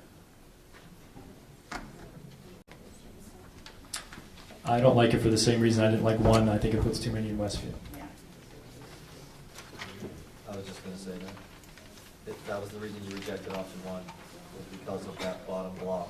It should be the same reason you reject number 4. Anybody who wants to speak up in favor of 4?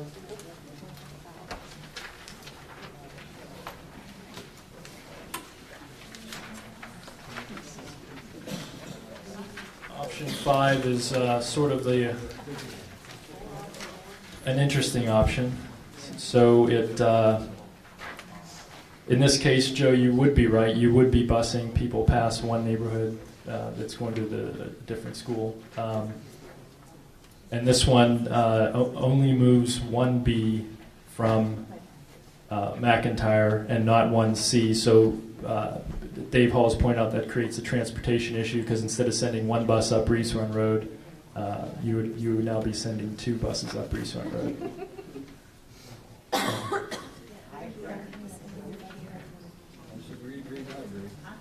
If you agree, I agree. It's scary. It's not going to last.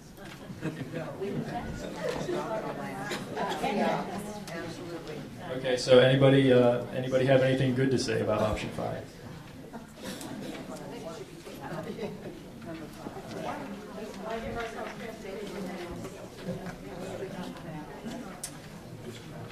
Okay, option 6. compared to options 1 and the one that we just eliminated 2 options ago, option 4, it moves one less neighborhood. This, for all you 6A folks out there, this one lets you off the hook.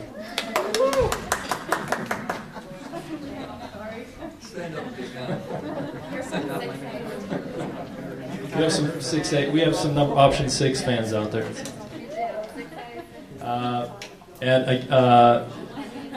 It also moves options B and C. But yeah, some other neighborhood is cursing at you right now.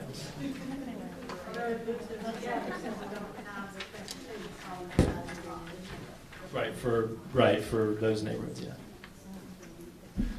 How many does this impact? Can I comment on this one? Sure. It's one that I've seen some good things in it. And when you look at its cautions, there's only one that has a 1 in it. 2 of its cautions are 5s, and it's a 5 in 6th grade at Westview. That's not a likely move to add with a 5 in a 6th grade room. It would allow us to build that room at Westview, and it creates healthy capacity the whole way through at Westview if you're looking at Westview with 12, 13, 14, 22, 25, and then that 5 in 6th grade that a year later will move on. Highcliffe has 26 of 26, 28 running. It has a 5 in 5th grade, again, not a class that has a lot of students move into. It has a 3-seat remainder in 2nd grade, but it's running 74, 72. And then there's a 90 to 97 in there, so there's a bump in 3rd and 4th grade, but it's back to 70 and 82. So to think that maybe 5's coming in kindergarten is probably not likely either. Likely. I don't know what kindergarten looks like. So Shelby would agree with you. this is running 26, 24, 29, 27. You're back to equal. Now, the negative is this will cost you more staffing for next year. This is +1 teachers.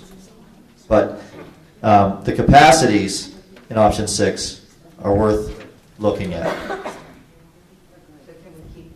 Well, and wouldn't Shelby agree with you on the likelihood, obviously, of Highcliffe not being bigger, because doesn't that kind of prove his point that we're not seeing that growth of kids coming in? Yeah, that 3rd grade looks like a blip on here. I'm in favor of keeping this one too. The one caution on this one is it does the least to alleviate the pressure at the school we're having the biggest issue with at the moment. So it does the least That was going to be my question about Ross. So it increases the likelihood that we're here again, maybe a little bit, maybe not. Well, let me see. It looks like this option would get the current 1st grade to the middle school pretty comfortably. So buys us at least 5 years, I would say. Well, we've got, what, 2 classrooms left at Ross in this one? So we'd be using, am I reading this right? We'd have 2 available. I'm looking at number 6. Yes. Yep. So even if we... And its caution is a 5. Its caution is a 5. And that's where I decided to begin to color the cautions. So it's not a 1 or a 2. And if let's say you got grade 3, and then let's say we had to go to 5 in kindergarten, Ross would be full, but it would fit. Yes. Well, okay. Well, let's see that 5's going to convert to a 4 next year in 3rd. That 3rd grade. Or wait, let me see. If we move That's going to be 4 throughout. We move Okay. that up, so this would let Ross fit. I mean, it makes Ross really full, but I do think we're going to have to kind of live with the fact that Ross and McIntyre might The only thing with this one is if we do start getting a steady diet of 5s out of Ross, that's the problem. that within 3 years It we're would run out out of because we space. only have room for 2. No, we can do 3 5s. 3 5s. We can do 3 5s in Ross. And the next year, when that grade 3 moves to 4th grade, that gives you 13 vacant seats because it moves to the next grade band of 27. So, and you're going to add 8 chairs into that 5. When 3rd grade moves to 4th grade the following year. Just so 6A can hear this, if Stuman's right and we get 100 plus, even with we get 100 plus kindergartens coming in the next 3 years, we're going to be probably looking for a neighborhood if we went with this option. And you could probably guess which one would be the first one we'd be looking. So the 6A parents with 5th and 6th graders going out. Well, so you think this one might last a couple of years? much. Yeah, it's worth keeping on the table. For now, When you 'cause look at, yes. We're not Look trying at to get rid options of, to we're not trying to consider. pick V1, we're just trying to get, So at this point, we've got 2 and 6 that are under consideration.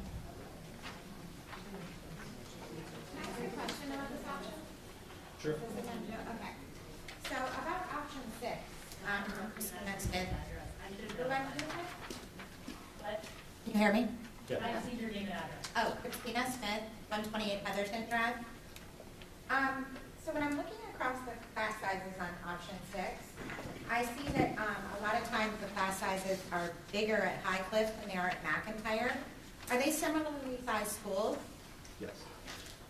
So over here at like full capacity at the very end, is that the capacity that it's able to hold? Or like what the building code? Here's how that works. The way this works, the way these numbers work out, it'll take the number of seats that you have available, where it says remaining seats, and let's just say first grade at High Cliff, it says 18. So it'll take those numbers and it'll add them up for you at the end. And then what it does is it has 2 available classrooms, and the assumption is that that available classroom will be either kindergarten or first grade, so that it's the smallest of the numbers rather than the larger of the numbers. And then it adds those 2 together to give you what its full capacity is. So that could change. Let's say that we had to add this 5th grade in where there's only 5 seats. Then there's more. That would give you 706 as its capacity. The capacity is not a fixed number. Okay. It just fluctuates based upon the number of seats you have vacant within the grade levels you currently have, and the number of seats you have available to you in empty classrooms. Okay. So that's how that number is factored out. So that puts more kids at High Cliff than are at McIntyre. It does, and this is using the future of what Shelby is saying, and that is that McIntyre and Ross will grow, High Cliff and Westview will stay the same or shrink, and so we're trying to get to something balanced or something like that. Okay. All right, and then I've got a question about, for the board. Does this decision affect anybody's child on the board? I'm curious. That came up earlier. This option would affect my daughter next year in 6th grade. She goes to High Cliff now, and so when she's with, I live in the High Cliff attendance zone. Her mother lives in the McIntyre in Wallingford. So this would make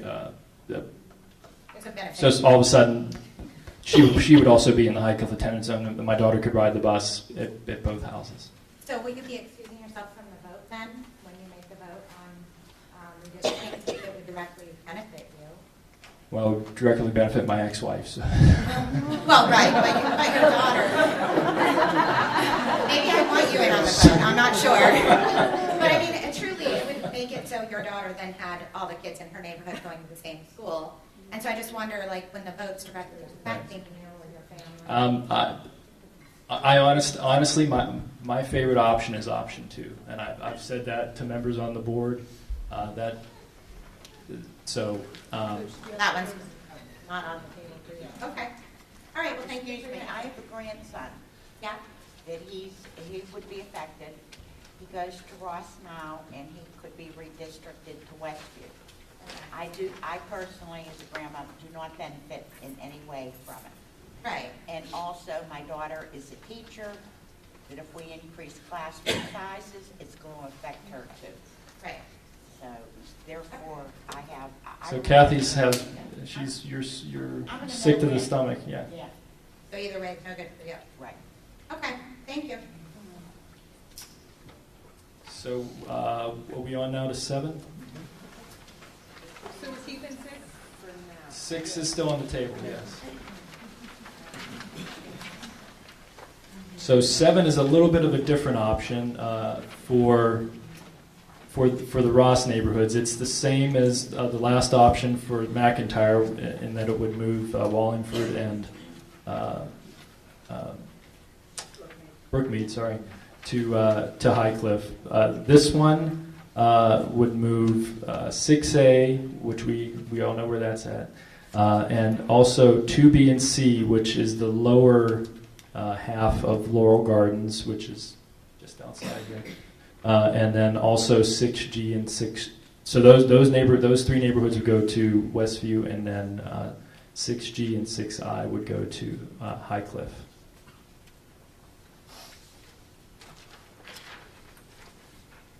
There again, it's saying that highly we would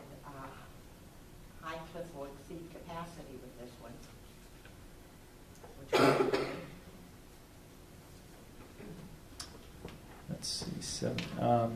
As I look at grade 1 and 2, they're at 77 and 74. Those look pretty healthy to me. It says 1 seat remaining in grade 2, but that's at a 25 class size. In 2 grades, that becomes comfortably under the 81 class size. It does have a big grade 4 at 102. Yeah. This one relieves pressure on Ross, which is a plus. That is a plus. Because Ross is still really pushed when we were back at, this is more similar to number 2. Yeah. And we've got Ross at 606, and both 2 and 7. I don't know when we're running. I can only do one at a time. So that, I mean, it's just a different trade-off than 6, because it doesn't push Ross quite so much as 6. Am I right saying that? I think that's correct.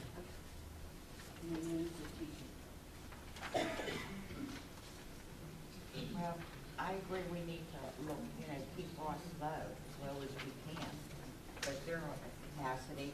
But I don't want to put High Cliff at capacity, not knowing what we're getting out of Highland. 603. What is 6 put in High Cliff? Well, then if that's the case, I think like option 8 better than 7. When we get to 8, that's kind of 8's better. Yeah, that's my concern. Okay. Given that 7 and 8 are so similar, the objections to 7, does anybody? You want to take a quick look at 8 since it's very similar? We'll look at 2 at once. All right. You can do that. Okay. At this point, I don't So 8 puts fewer kids in High Cliff by way of doing the 1H 2G2 as opposed to Brookmead and Wallingford, but otherwise has the same effect for Ross. But what about Westview? Growth in Westview? Yeah, this option does put a few more kids in Westview. Both of these, right? And there again, Well, it does, but when you look at the capacities that are in Westview across the board, the only one that's of concern is grade 6 with 1 chair in it. Yeah. You build that 28th classroom, your only real concern comes in is if there's a 5 in kindergarten, but there's no 5s in front of it. 92 in 2nd grade would have been The high 4 water mark, sections yeah. and 0 seats in kindergarten 2 years before that. And again, it's one of the schools that is less growth projected. Right. Westview. Yeah. See, I have my doubts on that. Because of the Right. Well, no, Any classroom in because of Westview Highland will alleviate Estates. any That's what she said. growth problems there, correct? You like 8 better than 7? Yeah. 8's better. Yeah, I think, 8's better than 7 if you're concerned about that.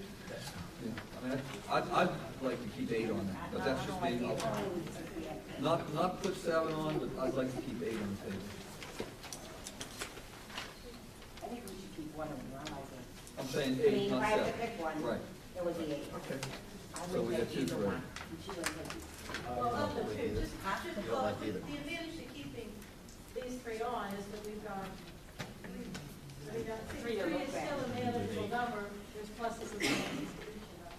I mean, I'm okay with keeping either 7 or 8, and 8 seems to be, of the 2, 8 seems Of the to 2, be it's a better option. better. if you're right. So, Well, I'm okay with 8. Everybody else? yep. Okay. So at this point, we're keeping 2, 6, and 8 on the table. On the redistricting side and 3 on the class size side. Okay. Say that again? 2, 6, and 8 on the redistricting options, and option 3 of the class size options. So we have 4 total options remaining. Going back to something that Kathy said at the very beginning, and something I'd like to bring up for just discussion, and hear what people think about it. You started out by saying you think that within a couple of years we're going to have to do both, Kathy.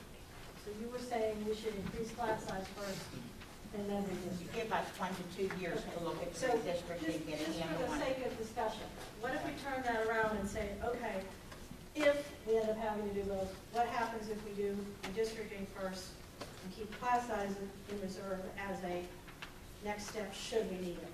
Does anybody have any thoughts, pros and cons? Just because we've talked about one side of the coin, let's talk about the other side. Because we've talked about everything else so Right. far. So Well, with the what do people redistricting, think about that? the only side of the coin on that would be for the district to get everything in place. I mean, believe it or not, we're really cutting short on time, making this decision March. They have April, May, Well, for redistricting. well, I know, Get this but all together. when we talked about this, that's what they suggested, they can do this without a problem, as long as we decide by March. So there's enough time. I mean, that came from the administration. I mean, Well- how much is there to do in transportation, Dave, with redistricting? Is there a lot of work involved with that one? We're going to have to redo some routes to reroute the students from whatever school they're in currently to wherever school they're going to. Do you believe we have enough time to do all of that? Yeah, we have the time to do it.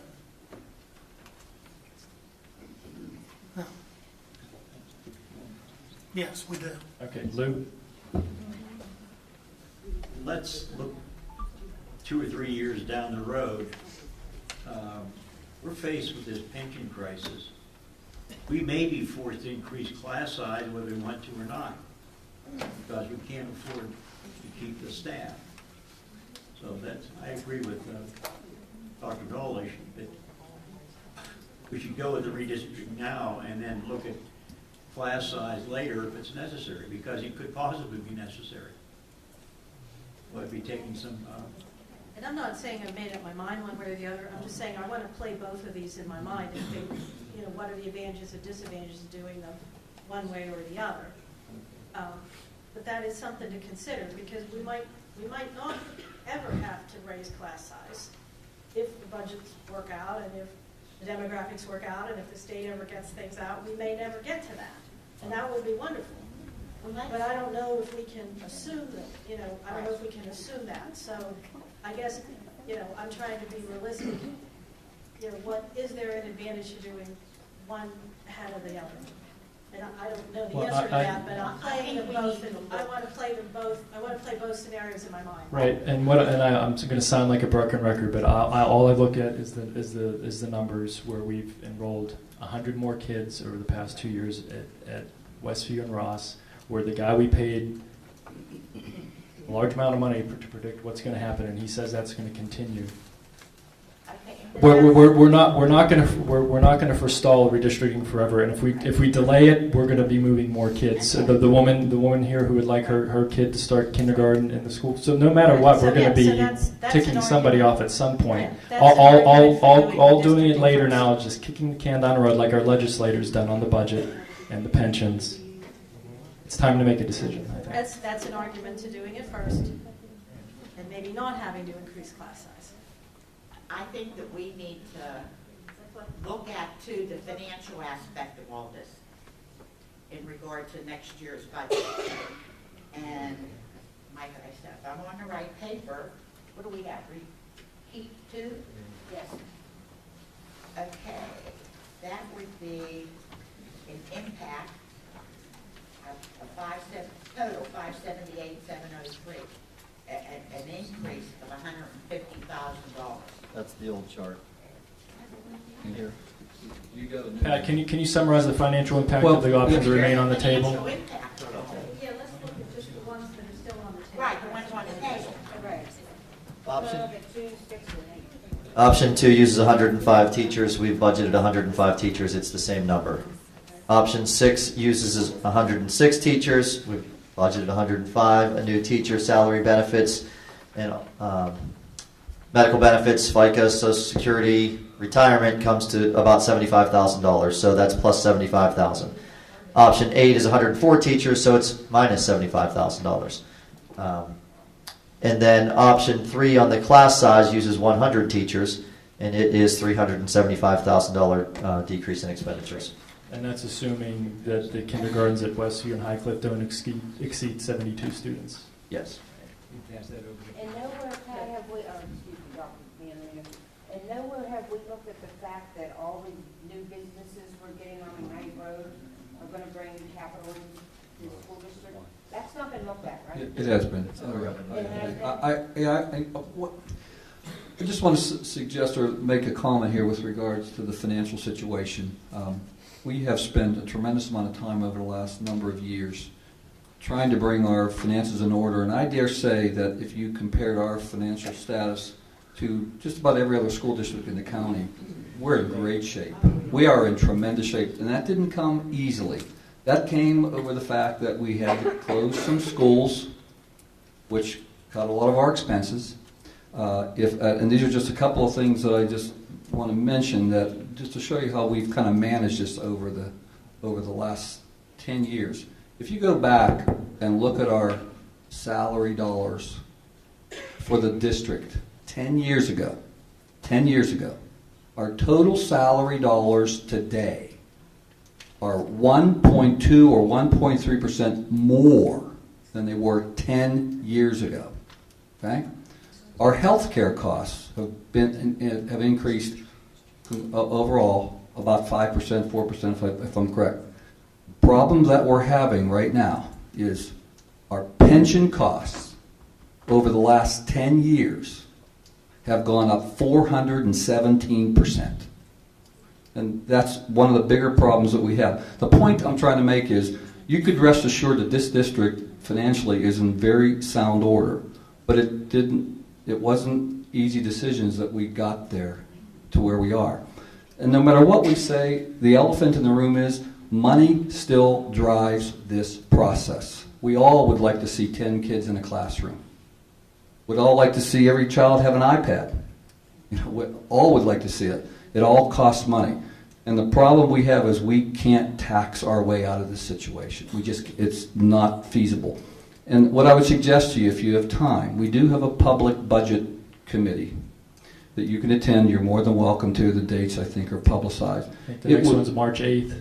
Yeah, Tuesday.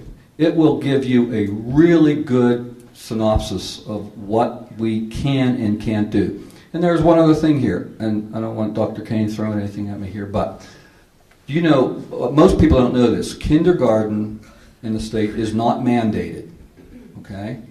Now, but we provide all-day kindergarten, which we get no subsidy for. I'm just suggesting that a lot of these things, this is $1 million and some that we have to absorb, that we get no subsidy for, providing an all-day kindergarten. I mean, we could solve some of these problems by going to a half-day kindergarten. We could. That would change some numbers around. It would change some classroom sizes. A lot of our classroom sizes are impacted by the fact that we keep our kindergarten class sizes low. Once again, just think about it as a business. Don't take it personal. But it's not mandated. We don't even have to provide it if we don't want to.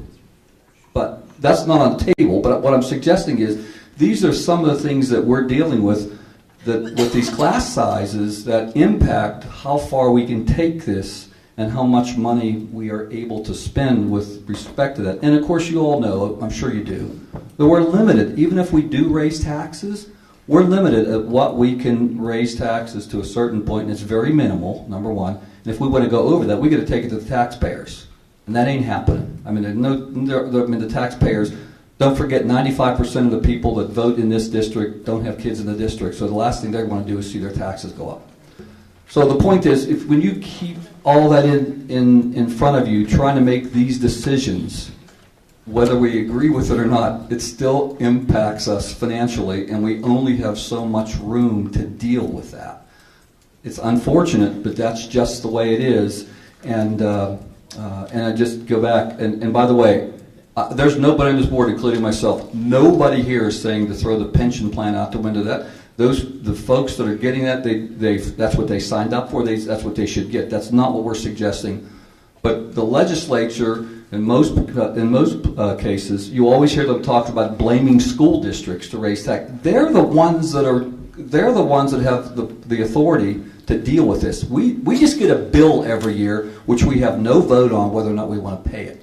We're just told what we have to pay. So the point I'm trying to make is, when we go through this whole process, finances still plays a huge, huge part in what we can or can't do. And until we can somehow get that straightened out with respect to the way the system works, we're going to have to always make these tough decisions. And I think this, you all know this, I mean, this business has changed, the education business has changed so dramatically over the last several years that who knows where we are 3 years from now, what we're going to be faced with if we don't solve some of these issues. So the point I'm trying to make is we are doing our best to try to make this work for everybody, knowing full well that some folks are going to be affected. And when we do look at classroom sizes, nobody here wants to just raise class sizes just to raise them, but sometimes we don't have much of a choice. So I just wanted to bring that up to speed. I mean, give you some idea where we are with that. And as I said earlier, if you really want to understand what's happening financially,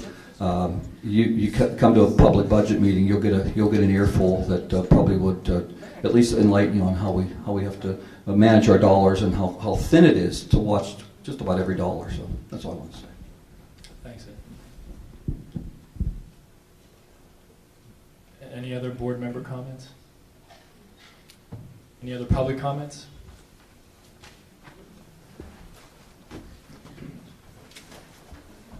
Just one brief one. Jay Evans, Stewart Road. It's your decision, not mine. I'm not going to repeat things I've said in prior meetings. And I'm not going to bang any drums. The one thing I heard at the end of this that I really appreciated was the issue of finances. Because I know that we're running on two tracks here, the redistricting option and next year's budget, and they're not necessarily intermingling. But based on what I've just heard and based on what might be coming down the road, not knowing enough about the budget, my worst case scenario now is telling my twins the bad news that Ross Elementary no longer wants them. That's not what I'm going to say. That's what they're going to hear. Don't worry, I'm not going to say that. I'm good at putting it in better words. Well, that's not what I told my child. I guarantee you that when he was redistricted. I hope you don't do that. No, I'm not going to say that. I'm saying that's what they're going to hear in their head. And then, oh, by the way, you're also moving to what is indisputably a smaller classroom with the same amount of kids or more in them, because we've had to increase the class size after we already voted on redistricting because we can't afford to not do that too. So I am concerned. We're talking about kicking the can down the road, and I get that, and I have as much anger at our state government right now as the next person. But I really see a disconnect here between not addressing the financial while we're also addressing the redistricting. If the result is not that we're going to do both in 2 years, but we're going to have to do both this year because we can't afford to not increase class size. And I don't know what the answer to that is. I just want to put that out there. I mean, it's entirely possible. That's not an option that I would support based on where I see the budget now, based on the options that are on the table. The elephant in the room is how big of a millage increase are we going to have to digest at the end of the day, and that's a decision that's going to be coming. It's a little hard to see because we had to take a picture of the piece of paper I have in front of us for you to see it. The top is, there you go, Jeff. Thank you. The top is where we are with our budget. Once the preliminary budgets have come in from the departments, transportation budgets, personnel budgets, this is what you're looking at. Beginning the budgeting process. It's a similar story most years. And we work at it, and we work hard to get it to a point where we're comfortable that we're meeting the needs of students, we're meeting the financial interests of the district, we're providing a quality educational product, and sometimes that still requires us to raise the millage. So when you look at this, it says that we are in a $2.65 million deficit. This board last year has already agreed to take the $1.1 million out of our fund balance to pay for the PSER spike. It's a plan that Mr. Hall had put in front of them. It helps to mitigate the damages. So that comes down to 1.4. If this board agrees to raise taxes to the full Act 1 index, that will allow us to raise the tax about $1 million. That leaves the number in expenses out, 428,000. And you can see where options on there were plus 75, minus 75. So even any of those options that were minus 75 gets us closer to that number that we're comfortable with. We have not begun to sit down, and Mr. Hall and I go through every single line item with those that turn in the budget, and we do a really good job of doing budgets to actuals, that we hold people accountable for what they're asking for. Why are you asking for this? So the Christmas list has been delivered. We have not really began to work on that budget. That work will begin next week. The meetings are already set up, and we'll begin to work that number down as far as we can get it to where we're comfortable with how we have the structure to then come to the board and say, we made it without a tax increase. We made it, we're going to need this much of a tax increase to go with a zero budget. So I don't want you to think that it is, look, we have to raise the class size because that's the only option we have to make this work. That is not what it is. And I also feel comfortable that if we would choose one of the three options of moving neighborhoods, raising class size would not likely be on the table again this year. And Pat, just to clarify on that remaining deficit number, on a $75 million budget, I think we're talking less than 1/2% is what that represents. So $420,000 sounds like a lot of money, but on a $75 million budget, it's 1/2%. Richard McCourt, 143 3rd Avenue, Laurel Gardens. Again, thank you for opening this up for community discussion. I just want to be clear. So the objective, when this all started, like I said a year ago, we were told that the objective was to balance enrollment across the 4 elementary schools. And I just want to clarify that that's still the purpose. And so understanding that there are elephants in rooms and there are realities that we deal with, I have, based on sitting here for multiple meetings, hearing each of you speak, I do have confidence that you're all making this decision on what's best for the kids, what's least impactful for the most number, and certainly not what's going to impact our budget numbers. I feel confident in saying that this isn't a money decision for any of you. So some, the elephant in the room discussion, I think we all get that, but, I certainly hope that that doesn't really come into any decision making that goes forward. I just want to ask a couple of questions. Dr. Nolish, a few meetings ago, you asked for research on class size. Can you confirm that research was provided? Yeah, we had a list that Dr. Mary put together, talking to all the other school districts in the area that had class size policies, and there was a chart that compared them. And it's very interesting because some of them don't have a cap, and he does have the authority in a given situation to make an exception if he has to. But there's a lot of them that don't even have a suggested guideline, and others of them are much higher. So they really are all over the map. So it was really useful to see that we're not the only district that struggles with it. No, understood. I guess my question is any of the national or global research that's been done on class size implications? The reading that I have done I think if somebody coming in from the outside that knew nothing about North Hills and looked at our Sure. class size, Oh, right. they would say that we're in what's called a medium band because when most of the research that I've looked at, and I don't claim to have looked at all of it, but I looked at a lot of the common ones and people sent me some things. When they talk about the real benefits of small class size, they're talking 20 and under. We're already kind of Right. in that middle band, Right. but we're not in the large band. Right. And I don't know that given our financial Understood. district that we could ever afford Get below to 20. to Yeah. get below 20. So I guess the question is, we think we're in that middle band. We're right now kind of at the low end of the middle.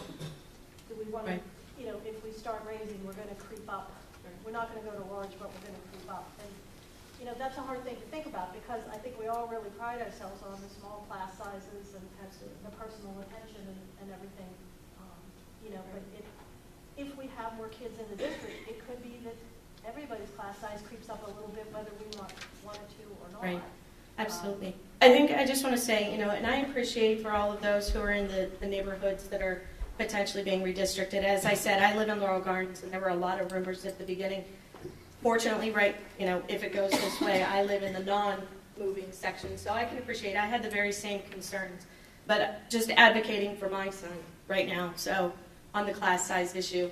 I think my one big concern, and aside from all the research it tells us about academic achievement, social achievement, long-standing impacts of small class sizes, obviously I did a 30-minute search on Google and I found plenty of research out there, so it's out there to be seen. My one concern is that with the last class size option number 3 that's left on there, Ross Elementary has a total enrollment of 671 students. And comparatively, again, if our objective is balance across the 4 schools, that's over nearly 170 more than Highcliffe, and it's nearly, I'm really not good at math, but it's a lot over Westview. So that concerns me. Obviously, the class sizes would be very similar across the grades, so we're not going to see a big difference in the kindergarten class sizes between the 4 schools, but just the general number of students in a school concerns me. And I'll say that even just from an amenity standpoint, we're talking about our playgrounds, we're talking about our libraries, our computer rooms. I know that those are attended in waves. It's not, but even from a PTO standpoint, to plan activities for 671 kids versus 500 kids. So, again, just advocating for my son who's a kindergartner right now. He's in a class of 100 with 5 segments. So I can appreciate that there's probably only another set of 5 segments coming in behind him, but just the overall size. And if the objective is to balance across 4 schools, that's not balanced.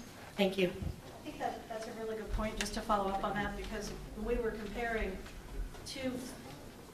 1 through 8, we were looking really closely at those numbers. Maybe now that we have our 3, it might be worth just kind of putting the class size option in against the redistricting options and just take a look at those for a minute like we did.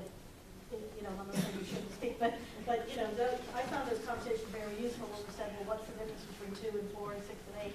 Maybe now we should look at 3 and say, how does that differ from these other ones? Hi, I'm Julie Wilkinson, 128 Grove Avenue, and I'm in 6A. I just had questions about when I see the class sizes, or not class sizes, but the classrooms available. What about the support rooms? Is that counted into the classrooms, or is that a separate? No, those are separate. The numbers that we use there are the rooms that are designed for K-6 instruction. There are still small group instruction rooms, gifted education rooms, special education rooms. At McIntyre, there's ESL rooms. So these numbers are only for the K-6 classroom, so that we didn't get confused with that and think that there was more space than what there really was, because there's 34 rooms in this building, when the reality is there's 28 that allow you to run K-6 education. So these numbers, 28, 28, 31, 27, is what's designed for the K-6 education. So in all of the options, none of the support classrooms are being touched or off limits? Yes, but what kind of happens, though, and Mrs. Reed has said this quite frequently, in places like Highcliffe, I know that the gifted education room is in a full-size classroom. When we go to a model like this that then begins to push the limit of the number of rooms that you're using for K-6, then at that point, the gifted education room would have to go back to the room that was designed and built for gifted education. Currently, that's not where they are, because there's a full-size classroom that's available to them. And so we want them to be in that full-size classroom to be able to spread out and do different things. But as the size of that class or that school grows, they get moved out into the room that was designed and built for them. So no one will be bumped out of their room unless it's a full-size classroom that they would need? Right. Okay, just to make sure. And then I just was curious to see if the board members, did you visit all of the elementary schools to actually see the space in person? Or is it just what you remember? Or is it just based on what you see as the dimensions? I've just been curious if you visited the schools. I'm in the process of visiting. I haven't made it to all of them yet, but they're all on the calendar. And I will have visited all of them before March 10th. I have visited them, I have worked in them, Right. so I definitely know these things. I visited them. So I feel like you get a different view, because I went to Westview for the first time, and you see it from the outside, but when you actually go into the building, you have a different sense of how the space is used and how you could use the space. So I was just curious to see if everybody went there. If you haven't, if you plan on going before your work session.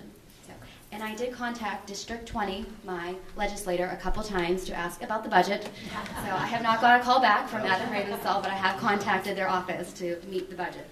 And then obviously I am not for redistricting, only because I heard the plan that you'll have to do it every 4 or 5 years. Would that still be the case? Is that true? It always hinges upon kindergarten, and I hate to keep saying that, but I don't know what we have in front of us until I know what kindergarten is, and then it's a matter of 5s and 3s on the map, and I know we kind of talked about that. So the larger our kindergartens are coming in, then the closer we are to having to do this again. But again, that's what we don't know. I know that the way they are designed, we're able to sustain this for 3, 4, 5 years. That's the way the original map was drawn, and it was even said in 2010 that this was to get them 5 or 6 years, and it got us 6. So that's where we are. I think it's going to be something similar again once we see what our numbers are. If we hit another span of declining enrollment that would be opposite of what Shelby Steuben predicted, it changes things. If the enrollment increases faster than what he predicted, it may be a little bit sooner. But as long as we know how many students enroll in kindergarten, have a better understanding about how long we can sustain it. And I would say look at on all the options, look at the early grade numbers. I know I've said this 3 times already, but look at the early grade numbers under each option. And if you're in the 70s and 80s, low 90s, you're good, most likely, because 108 is the top limit for a 4-section grade. So if you're in the 80s, in 1st, 2nd, 3rd grade, it's unlikely you're going to be up to 108 by the time they're in 6th grade, based on historical enrollment patterns. So that's why I do think it's a hard choice, because when you look at it, it's not like, oh my gosh, this is the answer, it will free all this room, it will be good for the good of the cause. It just looks like, oh, you get 2 more kids here, then you're closed out, you'll have to go to another school. So it seems like you're doing all this like shifting and shuffling for minimal effects, and then like you said, you have to go back and visit it 4 and 5 years, because I have younger children, so I do have an investment in the elementary years. So that's just a lot to say, like, maybe this year I'll be at Ross, or I could be at Westview, or I could be back at Ross. And I know you talked about that policy, but we know what policies can do and how effective they can or cannot be depending on who's on the board. That's all. I'll be quick, I just have a question. Lisa Friday, 101 Evergreen Heights Drive, 6A. The options 2, 6, and 8 that we've decided to come down to, there would be a cost to add the additional to the classroom for Westview, correct? Yeah. But that has not been voted on yet. No, that's March 10th. That would come out of our capital funds budget. It would not come out of our general budget. Okay, so that would, our 6 option with the 75,000 for the teacher would come out of the general budget, but not capital. Okay, and then I just wanted to make a statement. My son, who's at Ross now in kindergarten, he has 23 students in his classroom. It is now down to 19, so it did get less as the year went on. But 23 fit comfortably in that classroom. If he went to Westview in 1st grade and there's 23 kids, he would not be comfortable in that classroom. So although we are shifting these kids, it's a much bigger space in that room, and that's something we need to take into consideration. And my last and final thing is my last and final concern, and I lost a ton of sleep over this also. My husband cannot wait till March 17th, I promise you. Is that, oh, I forgot what I was going to say. That if my son has moved to Westview, which is a very good possibility, and all these houses have children that are not expected because we don't know who the buyer of those homes, and they say, oh, you're going to have to go to Ross because there's no room in Westview, that would be very upsetting to hear that my child was moved and they're going to Ross because there's not enough room. So that needs to be taken into consideration. Thank you. While you're coming up there, one thing, just looking at these numbers, just to compare a little bit, it looks like if both Ross and McIntyre get the least amount of relief with the class size option in terms of the numbers. 671 and 604, so just another piece to throw out there. Hi, Christina Smith, 128 Heatherton Drive. I just have 2 quick questions. Well, first is a comment. We talked about having, I forget the exact wording, but having a same amount of kids throughout each school. So, one school doesn't have, I think the number was 688 kids when, another one had 500. Are all 4 schools identical in size? No. You saw Ross carries 31 classrooms, the other 4, or the other 3, assuming we move forward with the Westview additional room, or 28, so Ross is. And the classroom sizes themselves, are they identical in square footage? No. So we can't have it spread across 4 schools evenly, because you're not comparing apples to apples, right? So there has to be more kids at, Ross and McIntyre than there would be at Highcliffe. But I think on some of the maps, there was pretty close at Highcliffe and McIntyre for the number of kids there, especially on option, I think, 6 that I saw. And they may all have it. I don't have the paper. I just looked at 6. But, are Highcliffe and McIntyre the same square footage or the same size? Because I just wonder, if you do just look at the end number, and the end number says all 4 schools look equal in the amount of children, but all 4 schools aren't equal. So, 23 kids in a Westview classroom is much different than 23 kids in a McIntyre classroom. And I did look at all the schools, and my son's classroom at McIntyre, for example, is huge. And they have 22 kids in there, and they have a reading space. It's really big. But when I went to Westview, the classrooms were very small. So I'm concerned about playing fair when it isn't really, there's nothing fair about that. So, go ahead, I'm sorry. I was going to say, I think the one thing that I see your point about they're not going to be equal, but ideally we would have some, things would be kind of in a balance. But I think what worries me a lot about having a ton, at the end of this process, having a ton more kids already in Ross and McIntyre is that if Shelby Stewman is right, and even more come through the door, we've set ourselves up for failure because we haven't left. We can set up a situation where it's balanced maybe for one point in time, but then it's going to tip over. Yeah. So it seems like we need to keep, even though we can look at the end result right now, what happens in a couple of years, when we get that. The other thing about Westview is adding the extra classroom at Westview, I think there is a good argument to add it no matter what we do, just to give them a little more space and a little more flexibility, because they really are very tight. And if they have another room, there's flexibility that the principal and the teachers can use another room for something else. Right. So I think even aside from that, and we need to see the numbers and the cost and everything, but if it makes sense with the capital budget, I think giving them a little bit more breathing room is a good idea no matter what we decide. Yeah, and my next question has to do with that Westview classroom, but you just said give them a little breathing room, but if we choose the redistricting option, we're gonna put a bunch more kids in that when they already need breathing room. So that's, and my children wouldn't go to Westview, but I did have a concern when I saw it, so just a thought. But my last question. Right. It still could end up being an extra classroom, even if some of those numbers, even if the current class size is a lot of kids in out. Right. We could end up with 1 or 2 extra classes, extra rooms. Yeah. And that goes back to what we don't know about kindergarten. Right. But I don't think it's a bad thing that there's ways that we can move all of our students for relatively low cost, whichever is an opportunity. Okay, thank you. And then just about that classroom, where would it go? Kindergarten level? Kindergarten level. Okay. Where the kindergartens are? Yeah. Be down there. Okay, so would that change the footprint of the? We're gonna go through this all on our March 10th meeting. Okay. Under the support services, we're gonna show it. We'll have a diagram and we'll lay out everything. And like the cost for it and stuff. Right. Oh, yeah. Okay. All right. Thank you. We haven't heard all of those details yet either, but I'm just saying, it appeals to me that if we can afford it, to try to, when we have a chance to improve the school, we do it. Sure. Okay. Thank you.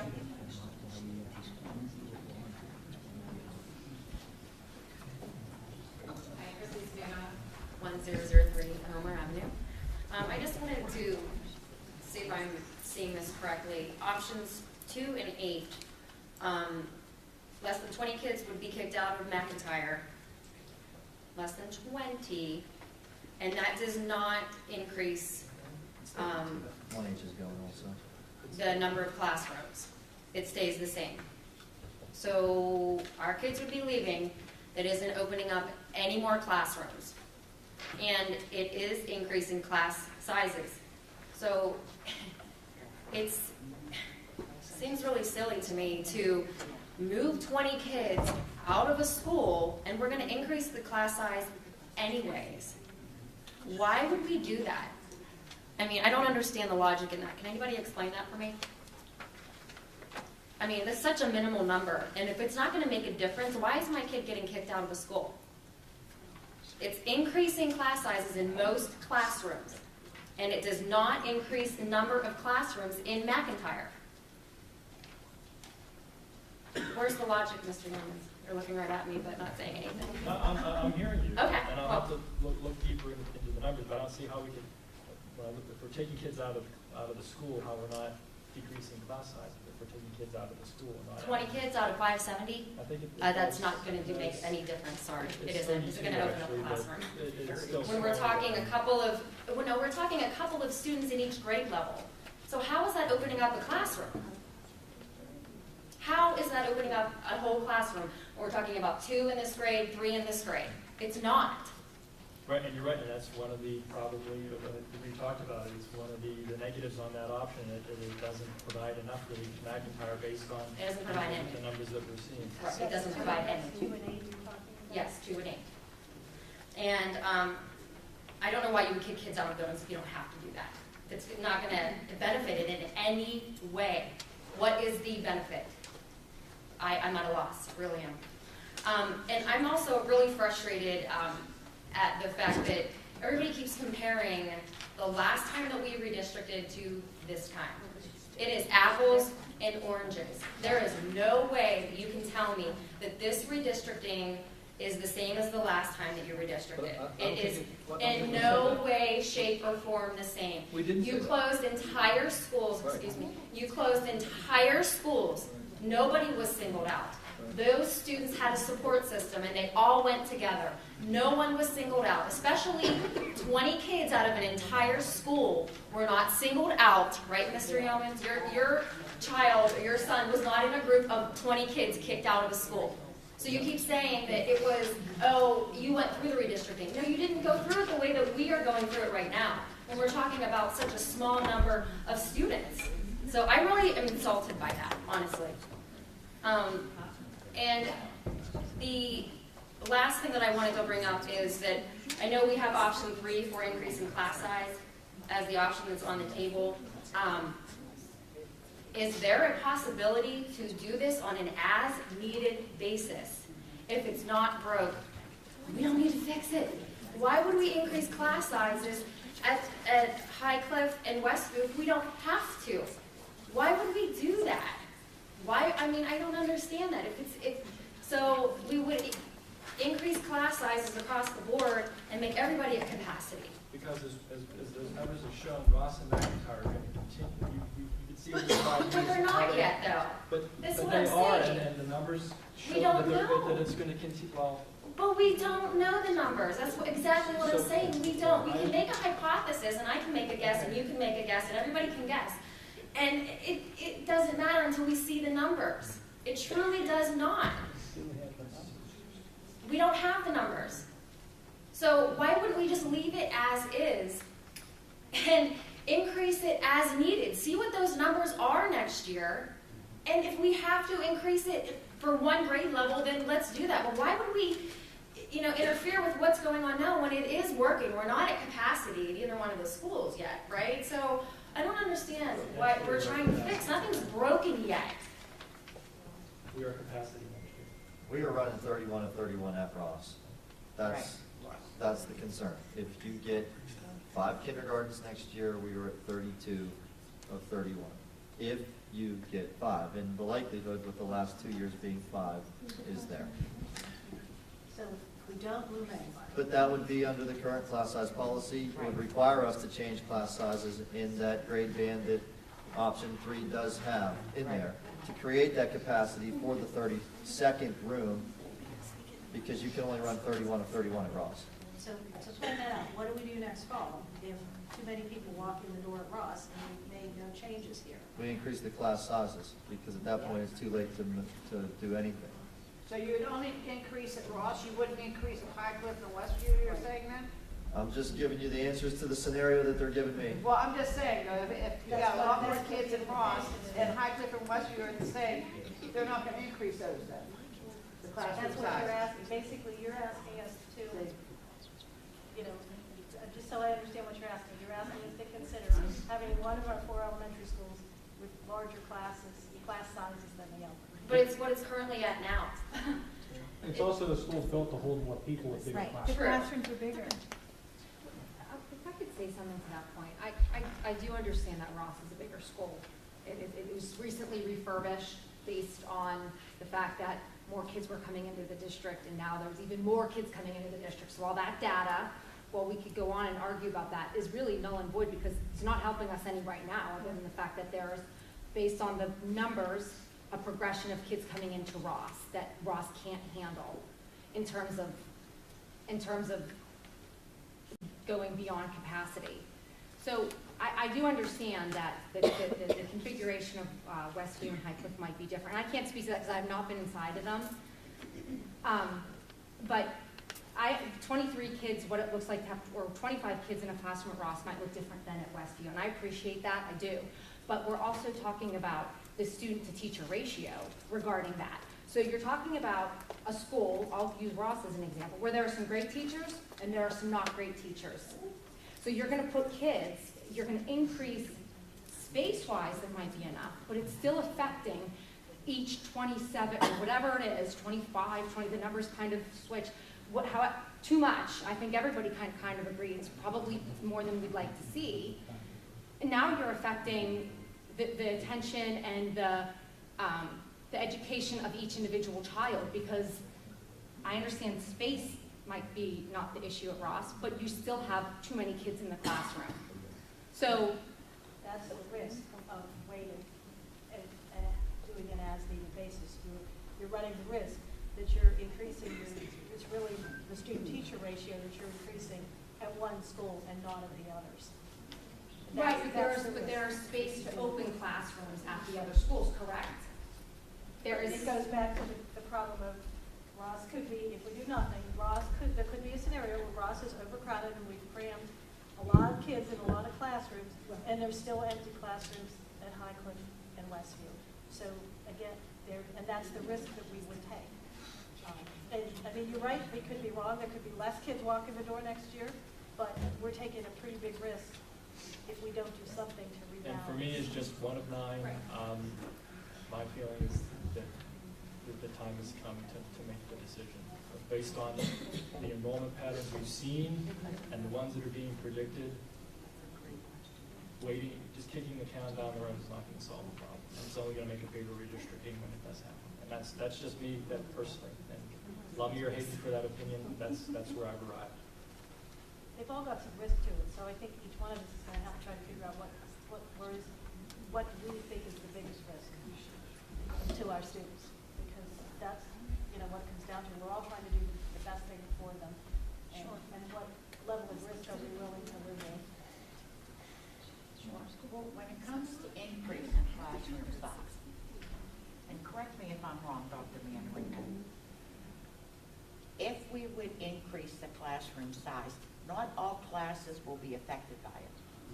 We're looking at, I was told, approximately 6 classrooms in all 4 buildings. It's 5 for option 3, right? Huh? Or is it 3 for option 3? It's 5, and I think one of those is at Highcliffe. Five classrooms. If we redistrict some classrooms, not all of them, but some classrooms will increase in size with redistricting. And some will go down. And some, a few could get down. And I feel, I agree with that, so moving 20 is sinful. Yep. All This right, is only 1 year though, you're only 5 buildings, because what happens?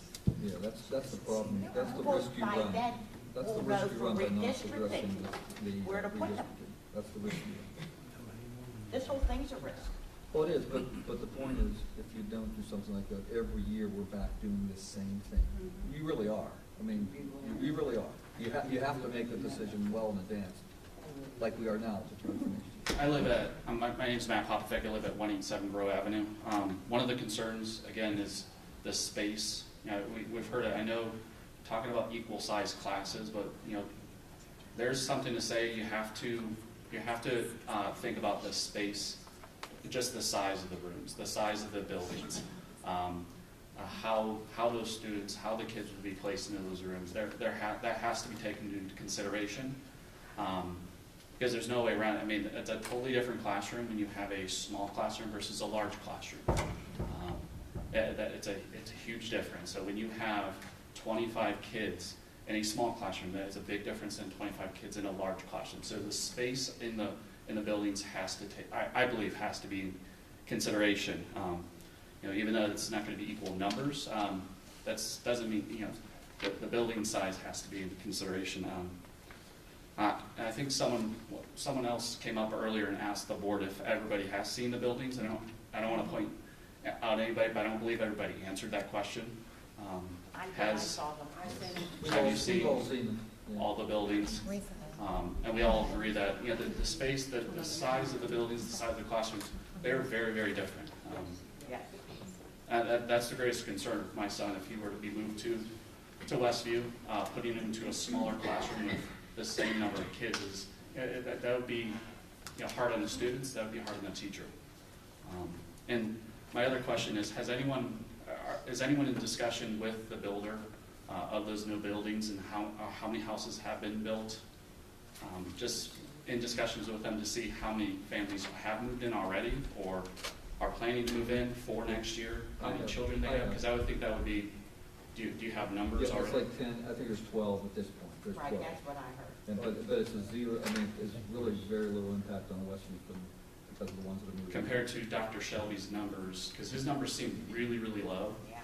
And already there's 12 children. That's what I heard. I don't know if it's true. That includes people But that also includes, there are 12 with high school. And some of them are currently in Westview. They have houses in Westview, and I'm glad someone's, because, you know, personally, when I came to meet with Dr. Shelby, his numbers seemed really, really low for that development. Mm-hmm. Just to compare, as people move in, how many people move in, just to keep track of that, just to see how his numbers kind of line up with what's actually happening. Trust me, Dave Hall will be looking at that every year like a hawk. Just so you know, we've had one transportation request so far.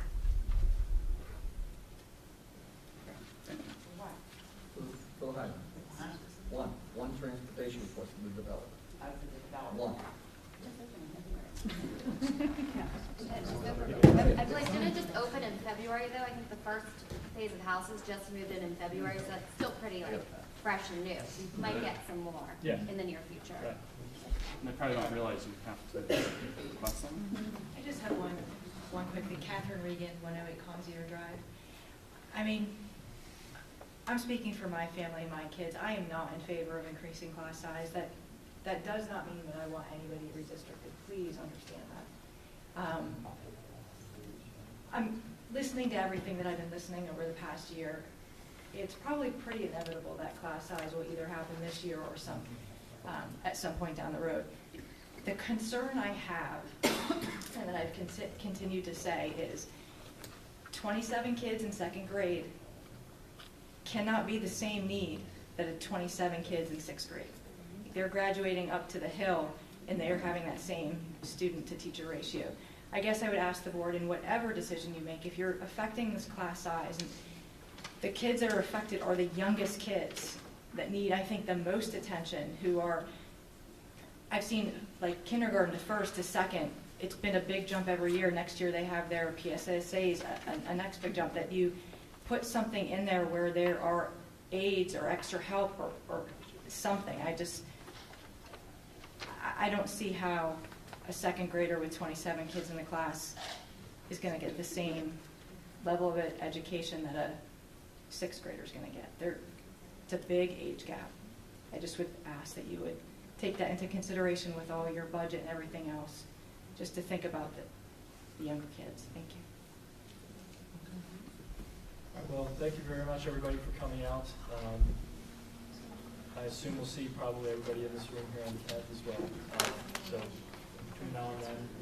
If anybody has any questions about any of those numbers, please reach out